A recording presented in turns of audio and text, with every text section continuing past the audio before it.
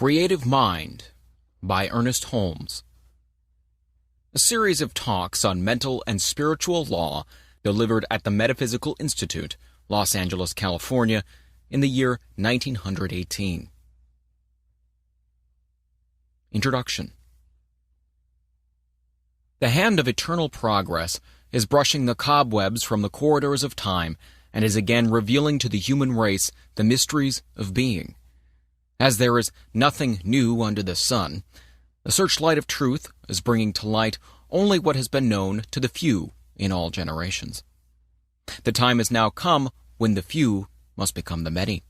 The whole world, from the least to the greatest, must know the truth, so that man may understand the great laws that govern his life. He must learn to control his own destiny, to heal his own body, and bring happiness to his own soul. Ignorance must vanish, and understanding must be ushered in. Man is no longer to be governed by anything outside himself. Creeds, doctrines, churches, institutions, organizations, governments are all being changed to give place to the realization of the individual. There is a power in and through all that is working this great transformation. All that will not measure up to the standard must fall by its own weight. All that is in line with the truth must still prosper. The time is at hand. We are in the greatest age of all history. We are in the age of the unifying of all people and all things into the ever-present one. The temple, not made with hands, is now being silently builded by the emancipated souls of this planet. This little book is an attempt to explain what each soul must discover for himself, that he stands in the midst of an eternal creative power which presses itself around his own thought and casts back to him glorified all that he thinks. If it awakens within the consciousness of one single individual the realization that the mind of the universe, which is the only mind that there is his own mind, that the creative power of this mind is his also, that the manifestation of this mind is his own individuality, that the love and power and peace of this mind is within himself, it will not be written in vain. May it then do much in simplifying and bringing to light some of the deeper mysteries and meanings of life. Ernest Holmes, October 1st, 1918. Part 1. In the Beginning.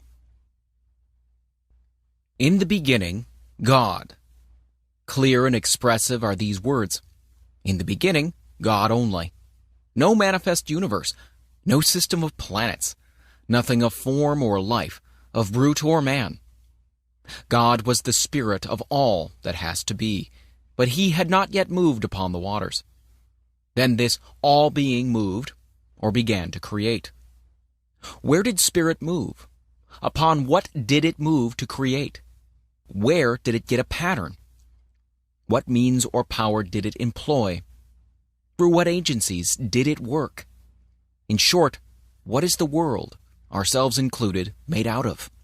And how did we and all else come into being? These questions correctly answered would solve the problem of being and set men free.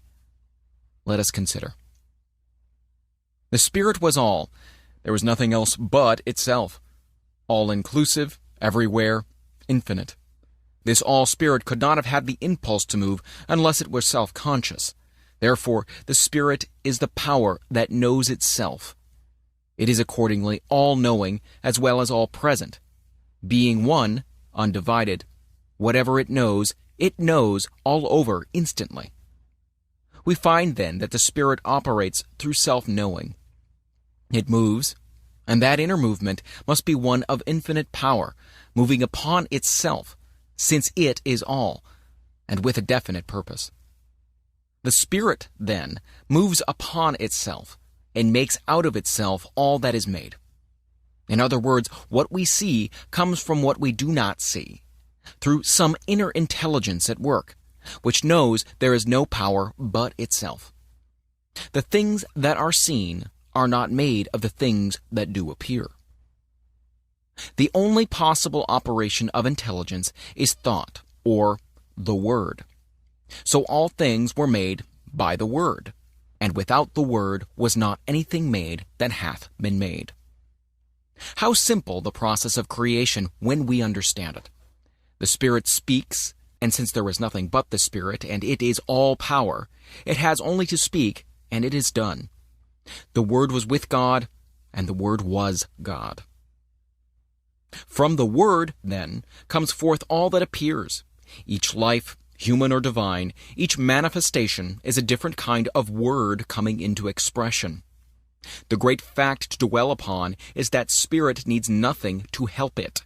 It is self-conscious and has all power and all ability to do whatever it wishes to accomplish. It operates simply by speaking. It is hard to get a clear concept of this great, ceaseless cause, this something from which all things come. At times, we get into a maze of confusion when we attempt to realize what the Spirit means. It is then that we should think of it as the great reason behind everything. Being all knowledge, it must know itself, and must know everything it creates. So it knows us, and it knows everyone. Since it is all presence, we can contact anywhere, and will never have to go to some particular spot to find it. As it is all-knowing and operates through the power of the Word, it knows everything we think. Just how it creates, we cannot know and need not attempt to understand, for whatever this process of creation is, we find it is always an inner thought process. We should keep this in mind. The Spirit makes all things out of itself. Everything comes into being without effort, and when we exert ourselves, we are not in accord with the creative Spirit in the way in which it works. The impulse of the Spirit to move must be caused by a desire to express what it feels itself to be: beauty, form, color, life, love, and power. All things we find in the manifest universe are attributes of the Spirit, and are caused to spring into being through the Word, because the Spirit wants to enjoy itself.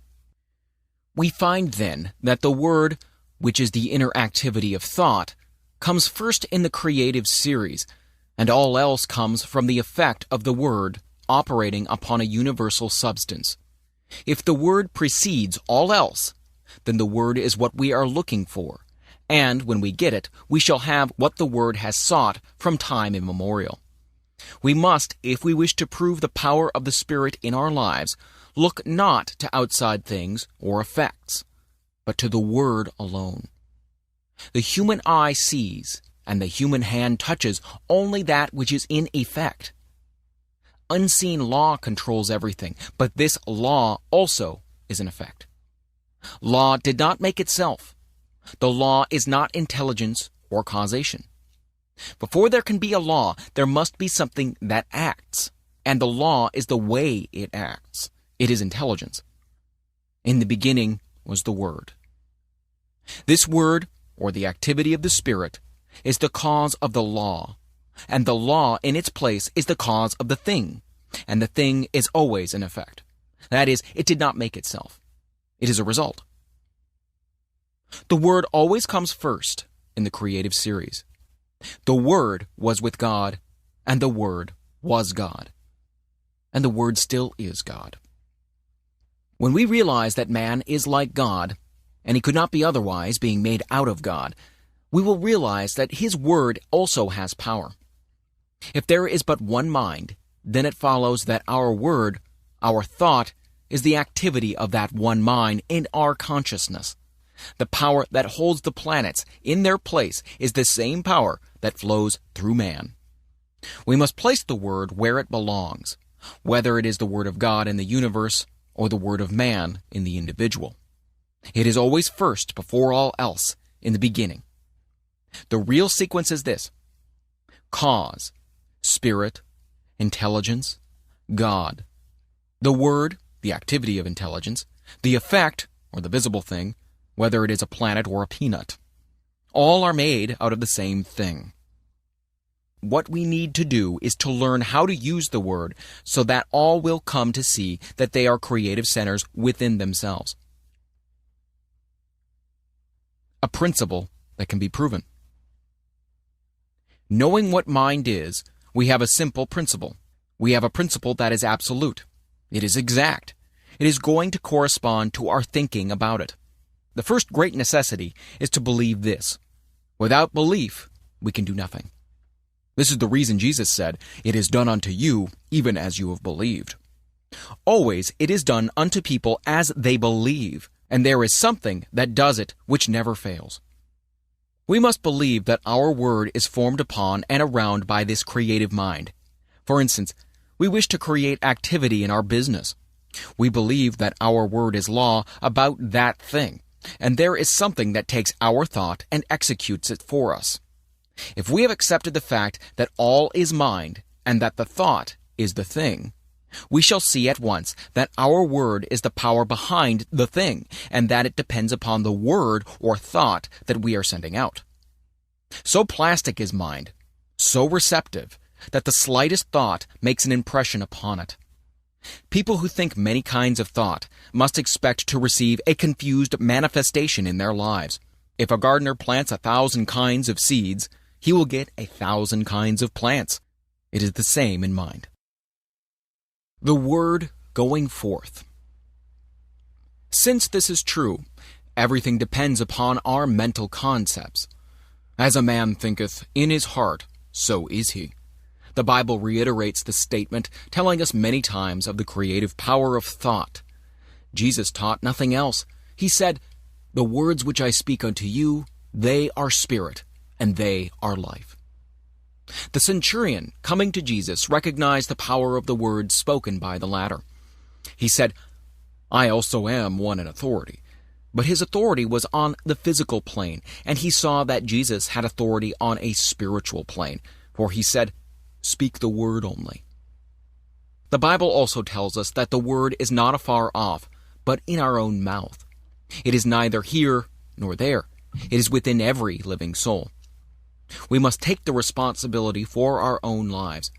All must awake to the facts that they have absolute power over their lives, and that nothing can happen by chance. Then they will have a broader concept of God, a greater tolerance for their neighbor, and a greater realization of their own divine nature. What a relief from strenuous labor! No more struggle or strife. Be still and know that I am God, and beside me there is none other. The Spirit being all there is, we cannot conceive of anything that can hinder its working. When the Spirit is spoken, the Word becomes law, for before the law is the Word. It precedes all else. First is absolute intelligence, all power, all presence, all causation. Then the movement upon itself through the power of the Word. Then the Word becoming law, the law producing the thing and holding it in place. So long as the Word exists, the thing will exist. For since the Word is all power, there is nothing beside it. I am that I am, and beside me there is none other. This I am is Spirit, God, all. There is no physical explanation for anything in the universe. All causation is spirit, and all effect spiritual. We are not living in a physical world, but in a spiritual world, peopled with spiritual ideas. We are now living in spirit. God, or Spirit, governs the universe through great mental laws that work out the divine will and purpose, always operating from intelligence. This intelligence is so vast, and the power so great, that our human minds cannot even grasp it. All that we can hope to do is to learn something of the way in which it works, and by harmonizing ourselves with it, to so align ourselves with Spirit that our lives may be controlled by the great harmony that obtains in all the higher laws of nature, but has been very imperfectly manifested in man. This brings us to the second point of consideration. Why and what is man? We find in the physical universe that automatic laws govern everything. For instance, the tree cannot say, "I will not," because of the law that holds it in place. It grows without any volition of its own. So it is with all nature. But when we come to man, we find a different manifestation of the Spirit, a being who can say, "I choose." In all creation, man alone is an individual. Man alone is free. And yet man alone wants, is sick, suffers, and is unhappy. Man marks the earth with ruin. Why? Because he has not found his true nature. The very thing that should free him, and eventually will do so, now limits him. God could not make an individual without making him able to think, and he cannot think without bringing upon himself the results of his thought, good or bad. This does not mean using two powers, but using the one from two standpoints. Nothing in itself is either good or bad. All things exist in mind as a potentiality. Mind is eternally acting upon thought, continually producing its own images from mind and casting them into manifestation.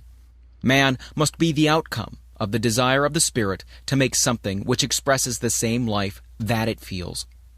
Man is made to be a companion of the infinite, but to arrive at this exalted plane of being, he must have his freedom and be let alone to discover his own nature, to return love to his Creator only when he chooses to do so. At the doorway, then, of man's mind, this wonderful God has to wait. Behold, I stand at the door and knock. The opening must be on the part of the individual.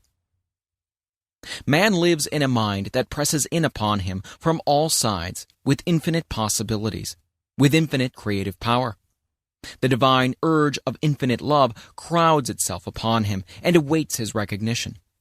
Being the image of this power, his thought also must be the word or cause it the life. At the center of his being is all the power that he will need on the path of his unfoldment. All the mind that man has is as much of this infinite mind as he allows to flow through him. We have often thought of God as far off, and of man as a being separate from the all-good. Now we are coming to see that God and man are one, and that the one is simply awaiting man's recognition, that he may spring into being and become to man all that he could wish or want. As the Father has inherent life in himself, so hath he given to the Son to have life within himself. It could not be otherwise. We are all in mind, and mind is always creating for us as we think. And as we are thinking creatures, always thinking, our happiness depends upon our thought. Let us consider the law of our life. The law of our lives. Spirit creates through law. The law is always mind in action. Mind cannot act unless intelligence sets it in motion. In the great universal mind, man is a center of intelligence, and every time he thinks, he sets mind into action. What is the activity of this mind in relation to man's thought? It has to be one of mental correspondence. That is, mind has to reflect whatever thought it casts into it. Wonderful as universal mind is, it has no choice but to create whatever thought is given it. If it could contradict that thought, it would not be a unit, since this would be recognizing something outside of itself. This is a point, in truth, which should not be overlooked. The one mind knows only its own ability to make whatever is given it. It sees no other power and never analyzes or dissects. It simply knows. And the reason why people do not understand this is that they have not realized what mind is. The ordinary individual thinks of mind only from the limitation of his own environment. The concept he has of mind is the concept of his own thinking, which is very limited.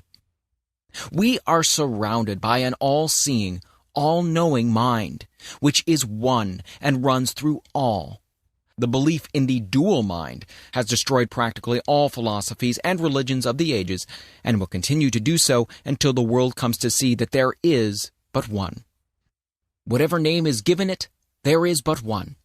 It is this one that creates for us whatever we believe. Our thought operative through this one produces all our affairs. We are all centers in this mind, centers of creative thought activity.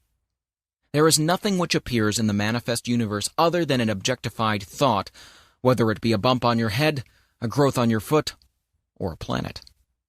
It could not be there were it not made out of mind, for mind is all there is to make anything out of.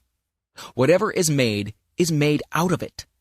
Nothing exists or can exist without a source from which it springs. We're not dealing with a negative as well as a positive power.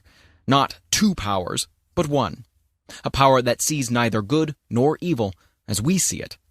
It knows only that it is all, and since it is all, it creates whatever is given it. From our limited standpoint, we often think of good and evil, not realizing that, as yet, we do not know the one from the other. What we call good today, we may call evil tomorrow. And what we think to be evil today, we may tomorrow proclaim as the greatest good we have known. Not so with the great universal power of mind. It sees only itself and its infinite ability to create. To the thinking person, this will mean much. He will see that he is no longer living in a limited universe, a world of powers, but that he is immersed in an infinite creative medium which, because of its nature, has to create for him whatever he believes. Jesus understood this, and in a few simple words laid down the law of life. It is done unto all people as they believe. This is a great thing to keep in mind. It is done unto us. We do not have to do it, for it is done unto us of a power that knows itself to be all there is. Could we even believe that some material mountain would be moved, the power is there to do it. Without this belief, there is no real impulse for the creative mind, and we do not get an affirmative answer. We must realize more clearly that this great power has to operate through us.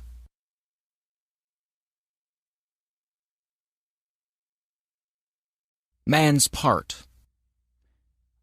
Creative mind cannot force itself upon us because we have the power of self-choice.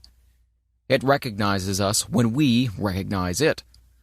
When we think that we are limited or have not been heard, it must take that thought and bring it into manifestation for us. When we look about us and see nature so beautiful, lavish, and so limitless, when we realize that something, some power, is behind all, and see to it that plenty obtains everywhere, so that in all things manifest there is more than could be used, and when on the other hand we see man so limited, sick, sad, and needy, we are disposed to ask this question: is God good after all? Does He really care for the people of His creation? Why am I sick? Why am I poor? Little do we realize that the answer is in our own mouths, in the creative power of our own thought. The average person, when told the truth, will still seek some other way. God has already done for us, in a mechanical way, all that He can do, and having been given the ability, we will have to do for ourselves the rest. Yet the great power is always near, ready at any time to help, but we must use it according to its own nature in harmony with its laws. Man should learn that he himself is the center of this divine activity. Realizing this, he must seek more and more to utilize his own divine nature, and by so doing he will come more fully under the protection of the great laws that govern all life, manifest and unmanifest. Whatever man is, he must find that because he is made out of God, he must be out of the same nature. He must be of the same nature. This infinite one cannot know anything outside of itself, anything that would be a contradiction of its divine nature. Man's ignorance of his real nature binds him with his own freedom until he comes to see things as they really are, and not as they appear to be. In the infinity of mind, which is the principle of all metaphysics and of all life, there is nothing but mind, and that which mind does. That is all there is in the universe. That is all there ever was or ever will be. This mind is acted upon by our thought, and so our thought becomes the law of our lives. It is just as much a law in our individual lives as God's thought is in the larger life of the universe. For the sake of clearness, think of yourself as in this mind. Think of yourself as a center in it. This is your principle. You think, and mind produces the thing. One of the big points to remember is that we do not have to create. All that we have to do is think. Mind, the only mind that there is, creates. Few people seem to understand the nature of the law and so think that they have got to do something, even if it is only holding a thought. Thinking or knowing is what does the thing. It will make it much easier for us when we realize that we do not have to make anything, just to know that there is something back of the knowing which does the work for us. That person gets the best results who realizes that he can use this divine principle. He who can get the clearest concept of his idea and who can rely on mind to do for him, keeping everything out of his thought that would contradict the supremacy of spirit or mind. By simply holding a thought, we could not make anything. But by knowing in mind, what cannot we do? Bondage and freedom. Never get away from the fact that you are surrounded by such a power. It is the principle of demonstration. It knows every thought. As we send forth our thought into it, it does unto us. The person who is ignorant of this law must by that ignorance be bound by his thought, by his human beliefs. One who understands will begin to break these ties that bind him. One by one, he will destroy every negative thought until at last he's able to think what he wants to think. And so he frees himself by the use of the same power that at one time bound him. We must destroy all thought that we would not see manifest and hold to that which we would see until we receive the affirmative answer. Never struggle. Mind makes things out of itself. There is no effort made. Don't think that there is so much to be overcome.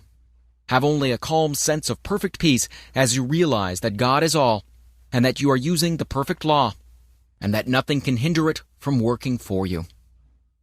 Many people are learning to do this, and no one has yet failed to demonstrate who has been steadfast, using the law in a consistent and persistent trust. All that we have to do is to provide the right mental and spiritual attitude of mind, and then believe that we already have, and the reward will be with us. We shall see it. The time will come when we will not have to demonstrate at all, because we will be always living so near to the law that it will do all for us without much conscious thought on our part. So when you say, "I'm poor, or sick, or weak," I'm not one with the creative mind.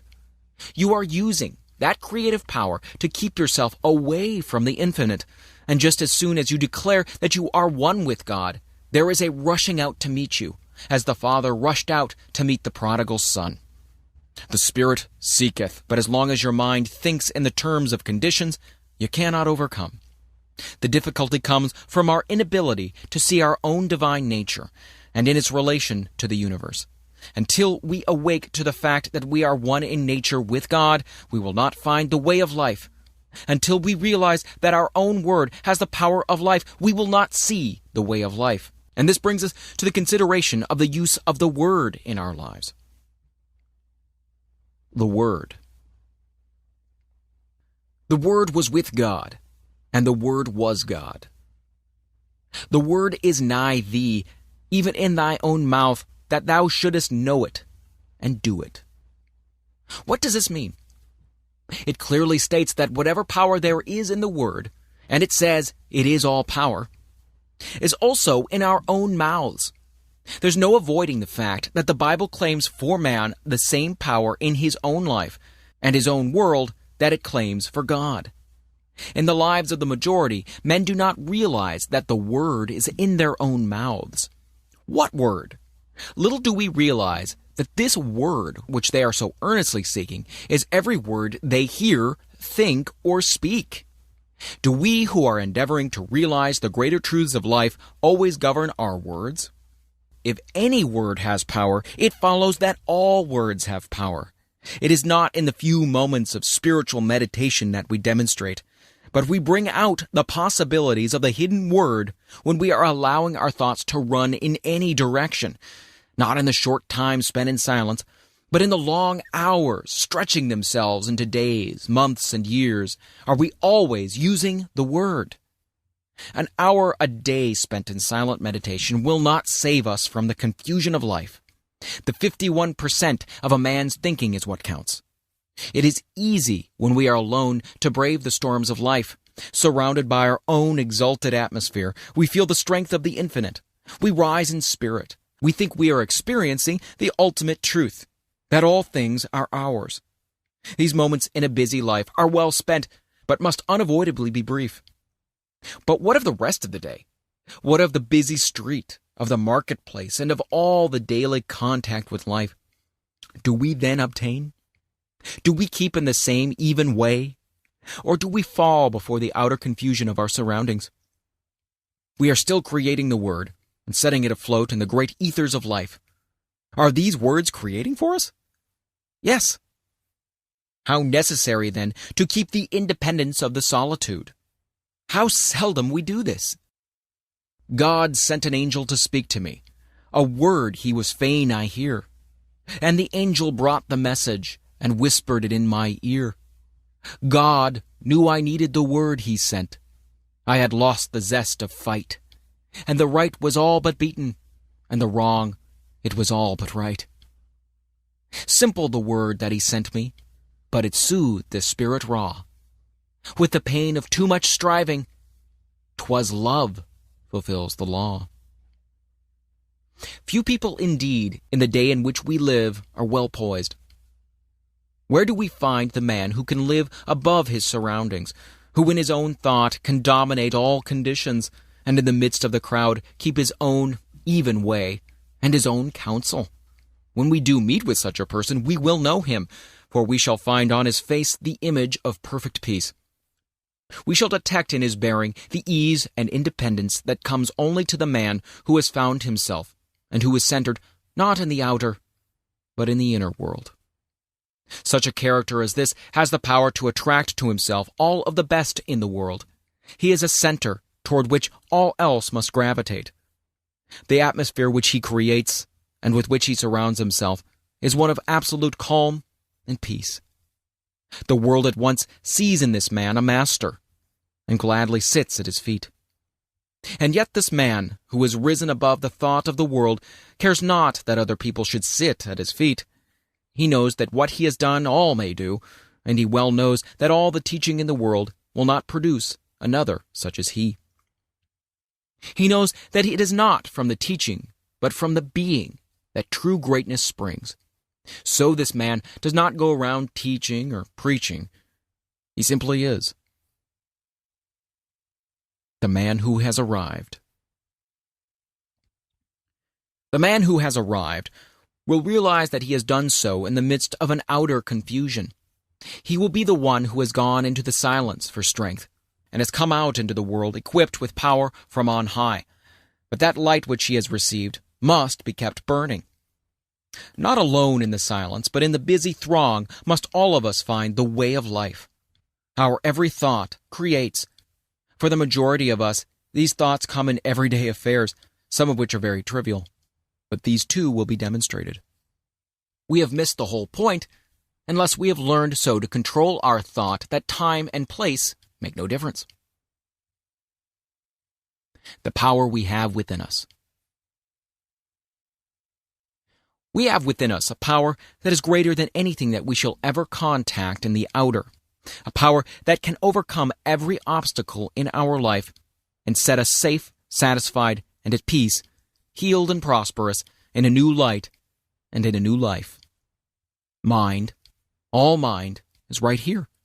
It is God's mind, God's creative power, God's creative life. We have as much of this power to use in our daily life as we can believe in and embody. The storehouse of nature is filled with infinite good, awaiting the touch of our awakened thought to spring forth into manifestation in our life. But the awakening must be on our part, and not on the side of life. We static at the gateway of limitless opportunity in the eternal and changeless now. Now is the day in which to begin the new life that is to lift us up to the greater expression of all that is wonderful. The word that we speak is the law of our life, and nothing hinders but ourselves. We have, through ignorance of our real nature, misused the power of our word, and behold, it has brought upon us the very thing that we feared. But now it shall produce a new thing, a new heaven and a new earth. individual ideas. We find that in the universe, every separate idea has a word, a mental concept behind it. And as long as that word remains, the thing is held in place in the visible world. When the concept is withdrawn, the idea in the visible melts away, disappears. It ceases to vibrate to the word, which is the law behind it. For when the word is withdrawn, the condensation of the ether that forms the word melts again into the formless. There was a time when the world was without form, and from the word alone all things were made that are made. When our word says that there is no longer life in our bodies, the life principle withdraws, and our bodies return to the substance from which they came. Here is the great mystery of life, that we are able to use this creative word for whatever purpose we may desire, and that word becomes the law unto the thing for which it was spoken. And so in our lives, we might say that without our word was not anything made that was made. For we are given the power to sit in the midst of our lives and direct all their activities. There is no struggle and no strife necessary. All that we have to do is to know.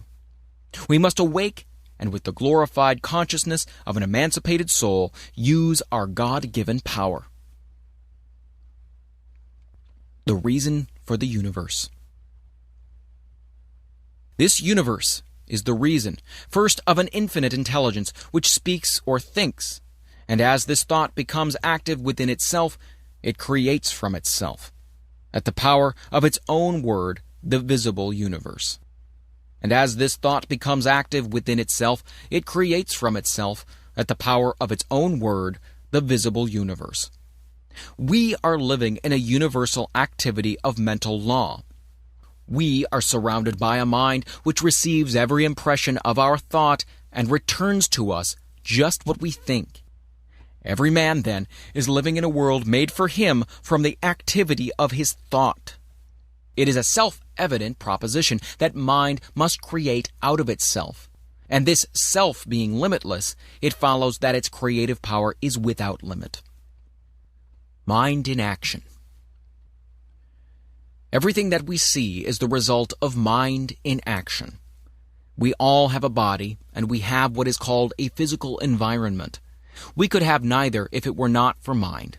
The law implanted within us is that we need nothing except ourselves, and this all-wise creative mind to make anything, and that just so far as we depend upon any condition, past, present, or future, or upon any individual, we are creating chaos, because we are dealing with conditions and not with causes. It seems difficult for the race, which feels itself to be so limited, to comprehend the fact that there is a power that makes things directly out of itself by simply becoming the thing that it makes, and that it does this by self-knowing. But we will not demonstrate until we see at least some of this, the greatest truth about life. We should realize that we are dealing with the principle that is scientifically correct. It will never fail us at any time, but is eternally present. We can approach the infinite mind with a depth of thought and understanding, knowing that it will respond, knowing that we are dealing with reality. Jesus, who saw this very dearly, laid down the whole law of life in a few simple words. It is done unto you as you believe. We do not have to do it. It is done unto us. It is done by a power, that is all. Could we believe that a material mountain would be moved, it would be done unto us. But unless we do believe, there is no impulse for the creative power, and we do not receive. Life externalizes at the level of our thought. Action and reaction. There is something that casts back at us every thought that we think. Vengeance is mine, I will repay, saith the Lord, is a statement of eternal truth, and corresponds against which nothing can stand, and whatever man sets in motion in mind will be returned to him, even as he is conceived within himself and brought forth into manifestation. If we wish to transcend old thoughts, we must rise above them and think higher things. We are dealing with the law of cause and effect, and it is absolute. It receives the slightest as well as the greatest thought, and at once begins to act upon it. And sometimes, even when we know this, we are surprised at the rapidity with which it works. If we have been misusing this law, we need not fail. All that we have to do is to turn from the old way and begin in the new. We will soon work up out of the old law into the new, which is being established for us. When we desire only the good, the evil slips from us and returns no more. Arriving at a high consciousness. The best way to arrive at the highest consciousness is to have a great faith in the willingness and the ability of life to do all for us by working through us. We must believe in the inherent goodness and all-powerfulness of the Spirit of Truth.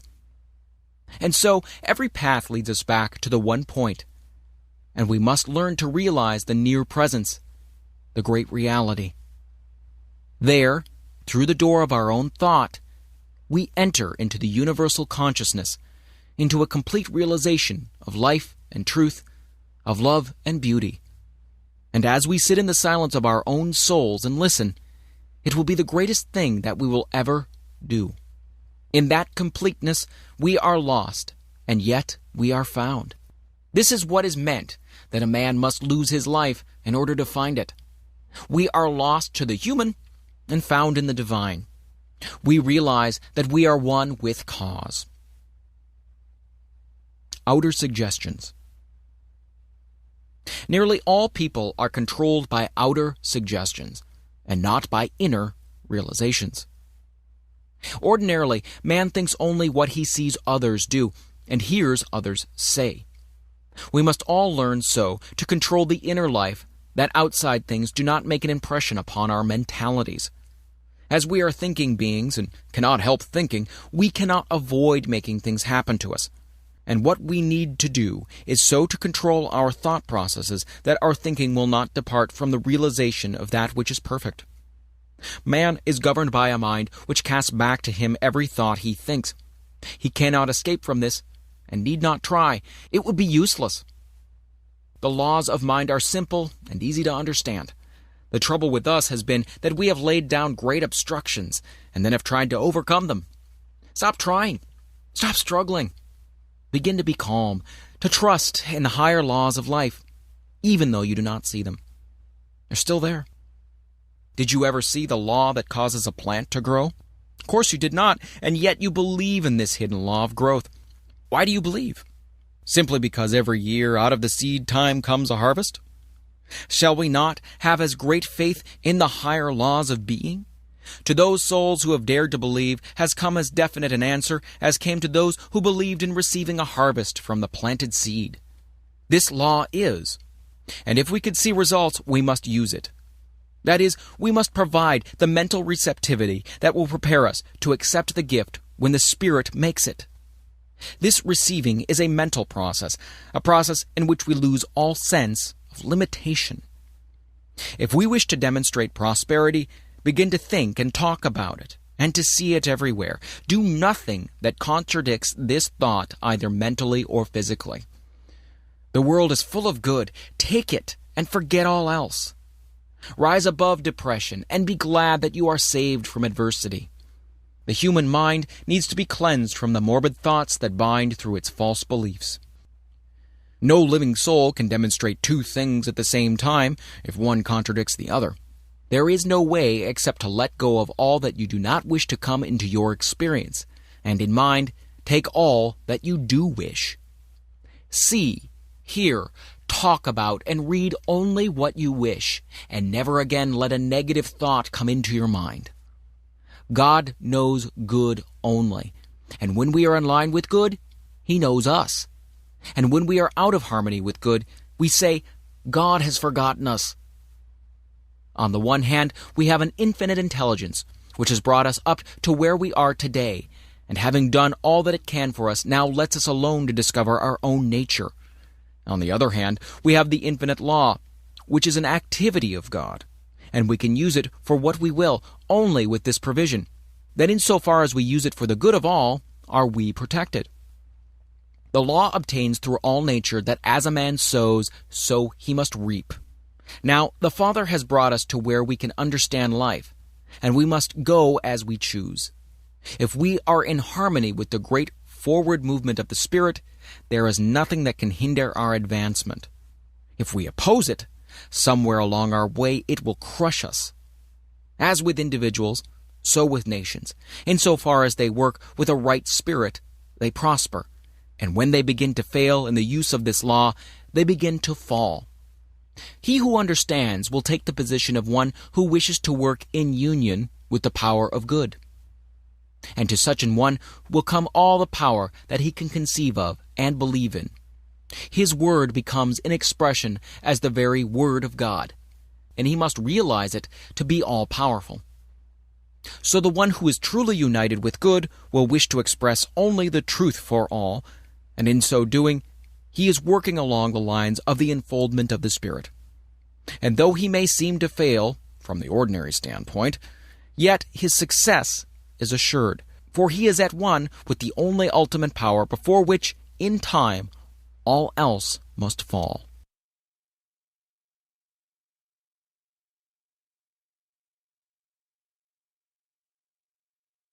The greater consciousness. Man is surrounded by a great universal thought power which returns to him always just as he thinks. So plastic, so receptive is this mind, that it takes the slightest impression and molds it into conditions. There are two things in man which his thought affects: his body and his environment. At all times he is given absolute control over these two things, and from the effect of his thought upon them he cannot hope to escape. At first, being ignorant of this fact, he binds himself by a misuse of the laws of his being, but as he begins to see that he himself is responsible for all that comes to him on the path of life, he begins to control his thought, which in its turn acts out on the universal substance to create for him a new world. The great soul is learning more and more to dare to fling out into mind a divine idea of himself and to see himself perfect and whole. If he has a divine thought, he will get a divine thing. If he has a human thought, he'll get a human thing. He will receive whatever his innermost thought embodies, and so we find in the Bible twice repeated these words: "To the pure thou wilt show thyself pure, and to the froward thou wilt show thyself froward." It is done unto all as they believe. We often wonder why it is that we are not making better demonstrations. We look about and observe that some are getting wonderful results. They are speaking the word, and people are being healed. We see others struggling along with the word. Nothing seems to happen. And when we inquire into the reason for all this, we find it to be very plain indeed. All is mind, and we are mental. We are in mind, and can only get from it what we first think into it. We must not only think, but we must know.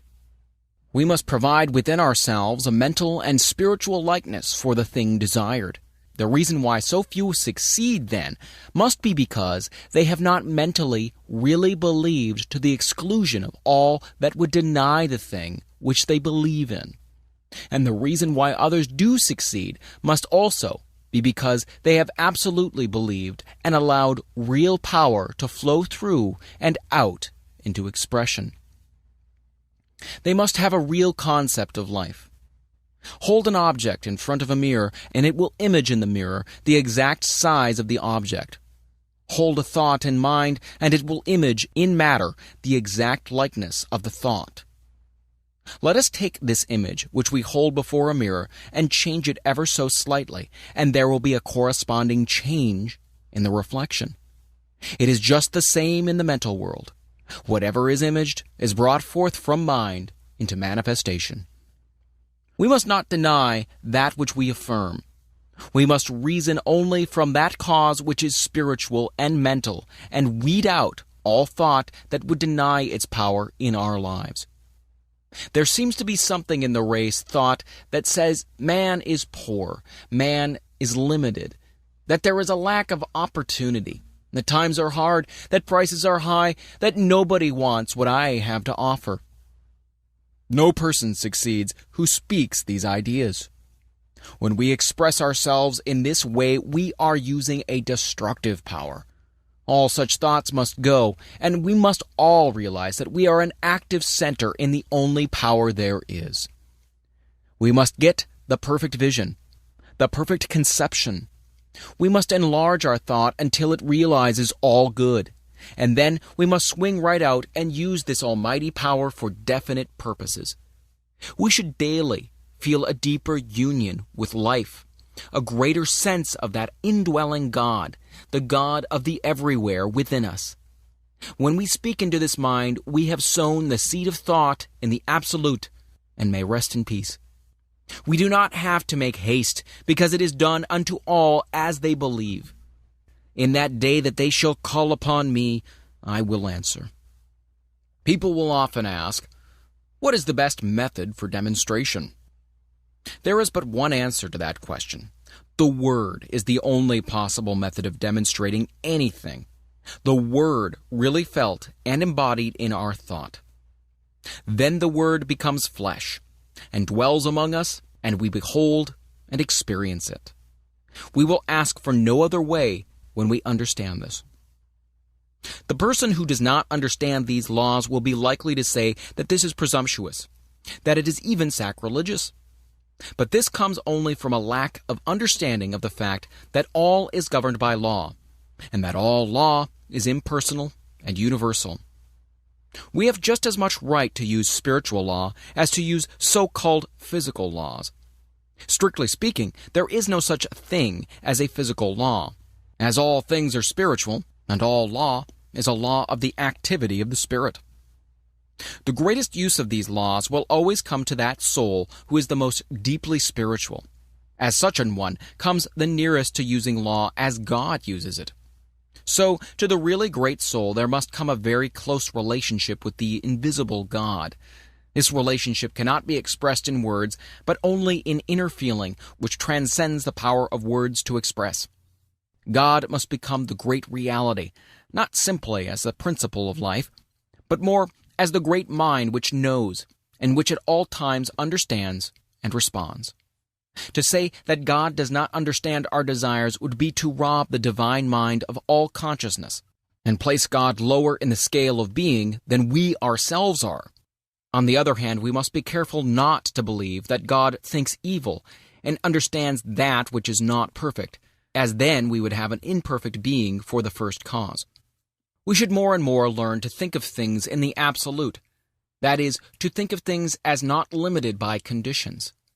Realize at all times that the Spirit makes things out of itself, and needs no beginning except its own self-recognition. Then we must cognize our relation to this great power as one of absolute correspondence. What we think into it, it takes up, and does for us as we think. It should not be an effort so to think. We should do so with ease, without strain. The law must return to us. We have no responsibility except to provide the proper channel. It cannot return only in the exact way that we think. It can return only in the exact way that we think. If we think struggle is the reality, we shall gain our demonstration, but struggle will have to be the result. There is a law of reflection between mind and the one who thinks.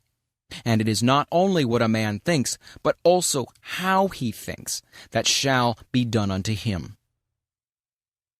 If you believe absolutely that you can do a certain thing, the way will always be open for you to do it. If also you believe that time will have to elapse, then you are making that a law, and time will have to elapse. If, on the other hand, you believe that mind knows just how and never makes mistakes, but lets it be done unto you, then it will be done. Confusion brings more confusion. Peace begets more peace. We cannot imagine the Great Spirit hurrying or worrying, fretting or trying to make anything happen. The only reason we worry and fret is because we have thought there was some other power which could bring confusion. Such is not the case. There's but one, and we are always using that one, but using it according to our belief. This is our divine birthright. Nothing hinders but ourselves. Remember that since all is mind, you cannot demonstrate beyond your ability to comprehend mentally, That is, beyond your ability to know about a certain thing. For instance, suppose you wish to heal someone who is sick. Your ability to do this will depend entirely upon your ability to see perfection mentally, coupled also with the realization that your word destroys everything unlike itself. If you try to see perfection for a few minutes only, it will never heal. Your thought goes on at all times, and in the moment when you least realize it, conditions are being molded for you. It is not enough to declare consciously for the truth. The truth must be lived, or no good results will be forthcoming. The perfect universe. The one who desires to heal must stop seeing, reading about, discussing, or listening to conversation about sickness. There is no way under the sun except as we let go of that which we do not desire and take that which we wish to have. There is too much of this deceiving ourselves into thinking that we can do two ways at once. We may deceive ourselves and possibly other people, but the law remains the same, a law of mental correspondences and nothing else. We cannot go beyond our ability to realize the truth. Water rises only to its own level. In our patients, as well as in ourselves and in our environment, we will reflect what we are, not at our best in the few moments of silence, but in the long run of ordinary life and thought. To acquire the larger consciousness is no easy task. All that we have believed in which contradicts the perfect whole must be dropped from our thought, and we must come to realize that we are now living in a perfect universe, peopled with perfect spiritual beings, each of which, coupled with the great divinity, is complete within itself. We must see that we are one in the Great One, and then we will not separate or divide, but unite and add to, until in time we will find that we are living in an entirely different world from that in which we had once thought we were living. Of course, this will meet with much opposition from those unenlightened souls whom we must contact in the world. But what of that? Remember, the great man is the one who can keep in the crowd the calm, even thought, the deep, divine reliance on principle. And more, this is the only way to help or to save the world. In time, all people will come to the same understanding. You are lifting up the standard of life, and those who are ready will follow. You have no responsibility to save the world except by exemplifying the truth. The world must save itself. All are alike. There is no difference between one person and another. Come to see all as a divine idea. Stop all negative thought. Think only about what you want and never about what you do not want, as that could cause a false creation. Too much cannot be said about the fact that all are dealing with only one power, making and unmaking for man through the creative power of his own thought. If there is something in your life that you do not want there, stop fighting it. Forget it. About struggle. Karma. There's too much struggle coming into the metaphysical thought. Often we hear some seeker after truth say, "I've got a big fight ahead." Oh, foolish and untaught, how can you hope to enter in? The kingdom comes not from without, but from within always. Stop all struggle and wait upon the sure principle that creates whatever it wills, because there is nothing to oppose it. As long as we think that opposition exists, we are blocking the way for the clearer vision. Those that take up the sword must perish by it, not because God is a jealous God, but because that is the way the law must work. Cause and effect must obtain everywhere. Do not even fuss about your karma. Too often we hear people say, "This is my karma." This may be true enough, but how many people know what they mean when they use the word karma? Do you realize that your karma is nothing but your false thinking, and that the only way to escape it is to think the truth, and that brings in the higher law? When the greater comes in, the lesser leaves, because there is no longer anything to give life to it. The past is gone when we learn to forgive and to forget. This erases from mind all that is held against us, and even our sins are remembered no more against us forever. Fate is in our hands, and when we will rise to that pure atmosphere where we see things in their completeness and know that an all-wise power is behind it all, we will see that the infinite mind could wish for us only that which expresses itself in limitless terms. The whole trouble has been that we reason as men, and not as gods. I say, ye are gods, and every one of you sons of the Most High. The great law of life is thinking and becoming, and when we think from the lofty heights of the spirit, we will become great, and not until then. Do not try to convince anyone of the truth. That will bring confusion. Truth is just as much as God is, and the whole world is coming gradually into the realization of it. Keep the truth within your own soul. Lift your own self above the confusion of life, and then people will believe. So all our thought is to be created in the realization of the one becoming the many, without struggle, without fear, stripped of all that denies the truth. How limited we are, how little our thought, how the human race rises in the morning, plods off to the day's work, plods home at night, sore and tired, eats and sleeps, works and dies. As has been said of man, man works hard to get money, to buy food, to get strength, to work hard, to get money, to buy food, to get strength, to work hard, to get money, etc.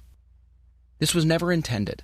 It is the curse imposed on the man who believed in two powers, one of good and one of evil. To us there comes a greater vision, and to those who believe and act as though it were true, it is proving itself. We must turn from all human thought and experience. We are not downtrodden, depraved, and miserable sinners, born in sin and conceived in iniquity and shame, some to go to heaven and some to hell, and all to the eternal glory of God. This is a lie. It always was and always will be. But as long as we believe in a lie, it seems to be present with us.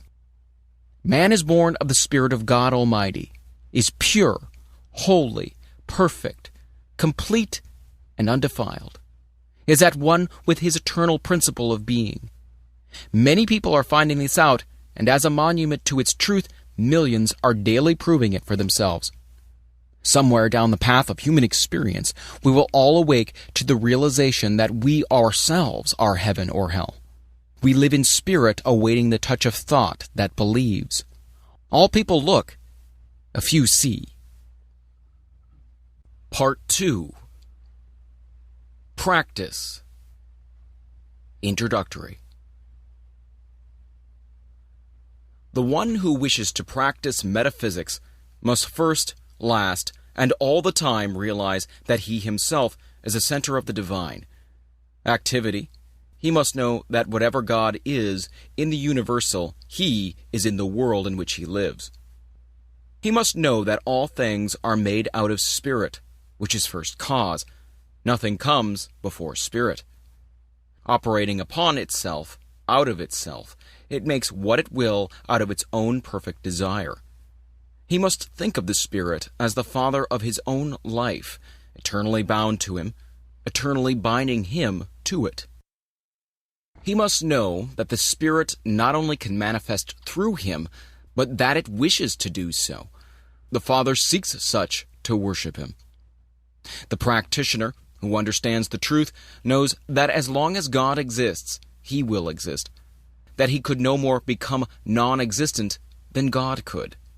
Walking, talking, moving in God, he must not only see the divine being as the great unknown cause, but he must go a step further and see God as the great self-knowing, understanding power of infinite intelligence, thinking through his own thought and willing into his own life all power and all good. More than this, God must become within his soul the greater self, the inner light that is to light his path with sure step to the attainment of the greater ideals. God is to become the great friend of his life, understanding him and helping him at all times to understand all things. No more books, no more teachers, no more preachers, creeds, or candlesticks will he ever need, as the great realization that God is all in his life dawns upon his awakened thought.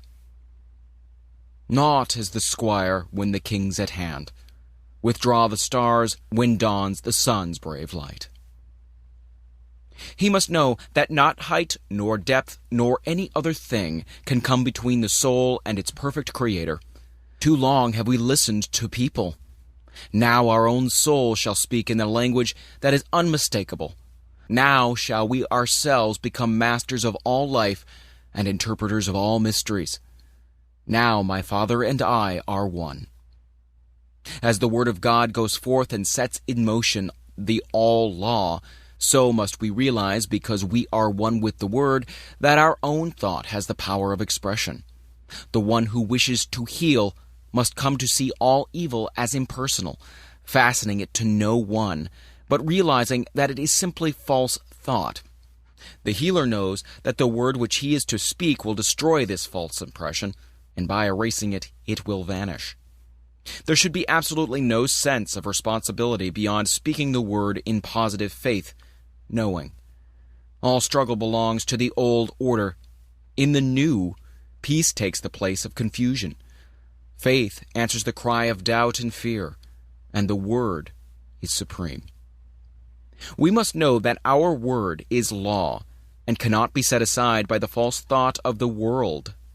Every time that we state a truth, we must know that that truth destroys all that is unlike itself and frees the thought of the one whom we wish to help and to heal. This word must become the new law which frees. People are sick because they think sickness, and will be healed only when they turn from this kind of thought and begin to think in terms of health. The same power used in two ways. There is only one power, but we use it in two ways, either to destroy or to save. The blessing and the curse are one and the same thing. The power of mind used either affirmatively or negatively. The word used in fear and doubt, or in faith and assurance. You do not have to understand material philosophy or be learned in the books of the human race. All these things may be good in their place, but to one who understands the greater laws of life, they are as simple babblings. An infant crying for the light, and with no language but a cry. We no longer cry. We know. We no longer ask if there be a God, or if we dare to speak to him lest we die. We do not analyze, dissect, affirm, or deny. We know. We trust our own word because first we know in whom we have believed. The sooner the one who is striving to attain will realize that truth must become revealed through his own soul and not that of another, the sooner he will attain. We must then become immune from the race suggestion of an hypnotic power that sets itself up as an authority. There is no other authority than your own soul, as there is no law but that your soul has set. Leave authorities to smaller minds and to those who need a leader because of their own self-confessed weakness. And be free. Dare to stand amidst the eternal way and proclaim your own atonement with all the power that there is, was, or ever will be. Practically, the whole human race is hypnotized, thinking whatever it is told to think. We get our concepts from our physical environment. We say, see sin, sickness and death, misery, unhappiness, and calamity. And this concept we are giving to the creative, impersonal mind, and so we are making a law for ourselves that will produce what we believe in. Do we really know what law means? It means that which will exact the utmost farthing from our thought. Like produces like, attracts like, creates like. If we could see our thought and take a picture of it, and of our conditions, we would see no difference between the two, for they are really but the inside and the outside of the same thing. We cannot make affirmations for 15 minutes a day and spend the rest of our time denying the thing which we have affirmed, and affirming the thing which we have denied, and obtain the results which we seek. We send out the word, and it sets the power in motion. Then we think the opposite thing which neutralizes the first word, and zero is the result. We cannot demonstrate one iota beyond our mental ability to conceive and steadfastly to embody. Infinite as creative power is, receptive and quick as it is, it can only become to us what we first think into it.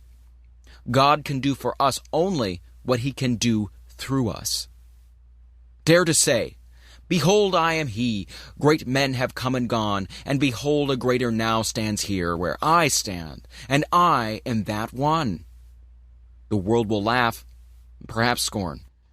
The Christian world will hold up its hands in holy terror, lest you blaspheme. The unchristian world will smile knowingly. Neither the one nor the other will understand, but the understanding of either counts for nothing. You're now free, and your freedom will yet save the world from itself. The great soul finds within himself the divine companionship which he needs. He finds within himself the peace which passeth all understanding, and the power to do all things. All power. He speaks, his word is law, and it is done unto him of all the power there is. His word knows itself to be the law of life unto all for whom it is spoken, and who receive it. Healing the sick. We shall be called upon to heal all manner of disease, to comfort the sorrowing, and to bring peace to the distressed. First, we must heal ourselves. When we are healing others, we are also healing ourselves. A healer's work takes place within himself. This idea of sending out thought and holding thought is all a mistake. Think come into being not only by taking thought, but by knowing that the word is infinite. This word is in your own mouth, and there alone can it be spoken. Here your responsibility begins, and here it ends, in your own mouth. You must feel no responsibility for the recovery of your patient, for it brings confusion and disturbance to be always wondering if it is working. It must work, if you have the sure faith and your patient is receptive. You are dealing with the same power that said, "Let there be light," and there was light. If your patient is suffering from a belief that he is dying of some dread disease, you must know that when you speak the word, it will destroy this false belief and set him free. There must be no doubt about the power in the word which you speak. It should be said in perfect calm, in peace, and with absolute faith that it will work. This word then establishes the law of life unto the patient. It casts out all fear. It destroys all false sense of a material life, and realizes that all is an expression of a perfect God, and so leaves nothing that can sin, be sick, suffer, or die. When you are as sure of this as when you breathe, when you truly know within yourself, your patient will be healed, provided he also believes. If he does not believe, it is not your fault, and you will have done for him all that can be done. Denials. Some people teach us the use of denials. This must be settled by each individual for himself. Here and at all times, we must settle every question from within and not from without. No living soul can say how another should or another should not work. Beware of the danger of a self-appointed authority. This danger is as apt to come into new thought as it was in the old. No one is your authority on anything. Let us look into the philosophy of denials. We find that many people teach and practice them, and we do not wish in any way to criticize them. Their reasoning is this: all disease is an image of thought held in mind until it appears in the body. It is true that without the ability to think, man could not be sick. If he thinks a sick thought, it will make him sick. When he changes his thought and thinks health, he is healed. It is taught that since sickness is negative thought, it must be counteracted by a positive thought, and that the best way is to deny the sick and infirm the positive thought. For instance, there is no matter, and nothing can be the matter. This man has no material stomach. He is spiritual and not material. His lungs are not made of matter. They are spiritual ideas. I deny that man can be sick or suffer or die.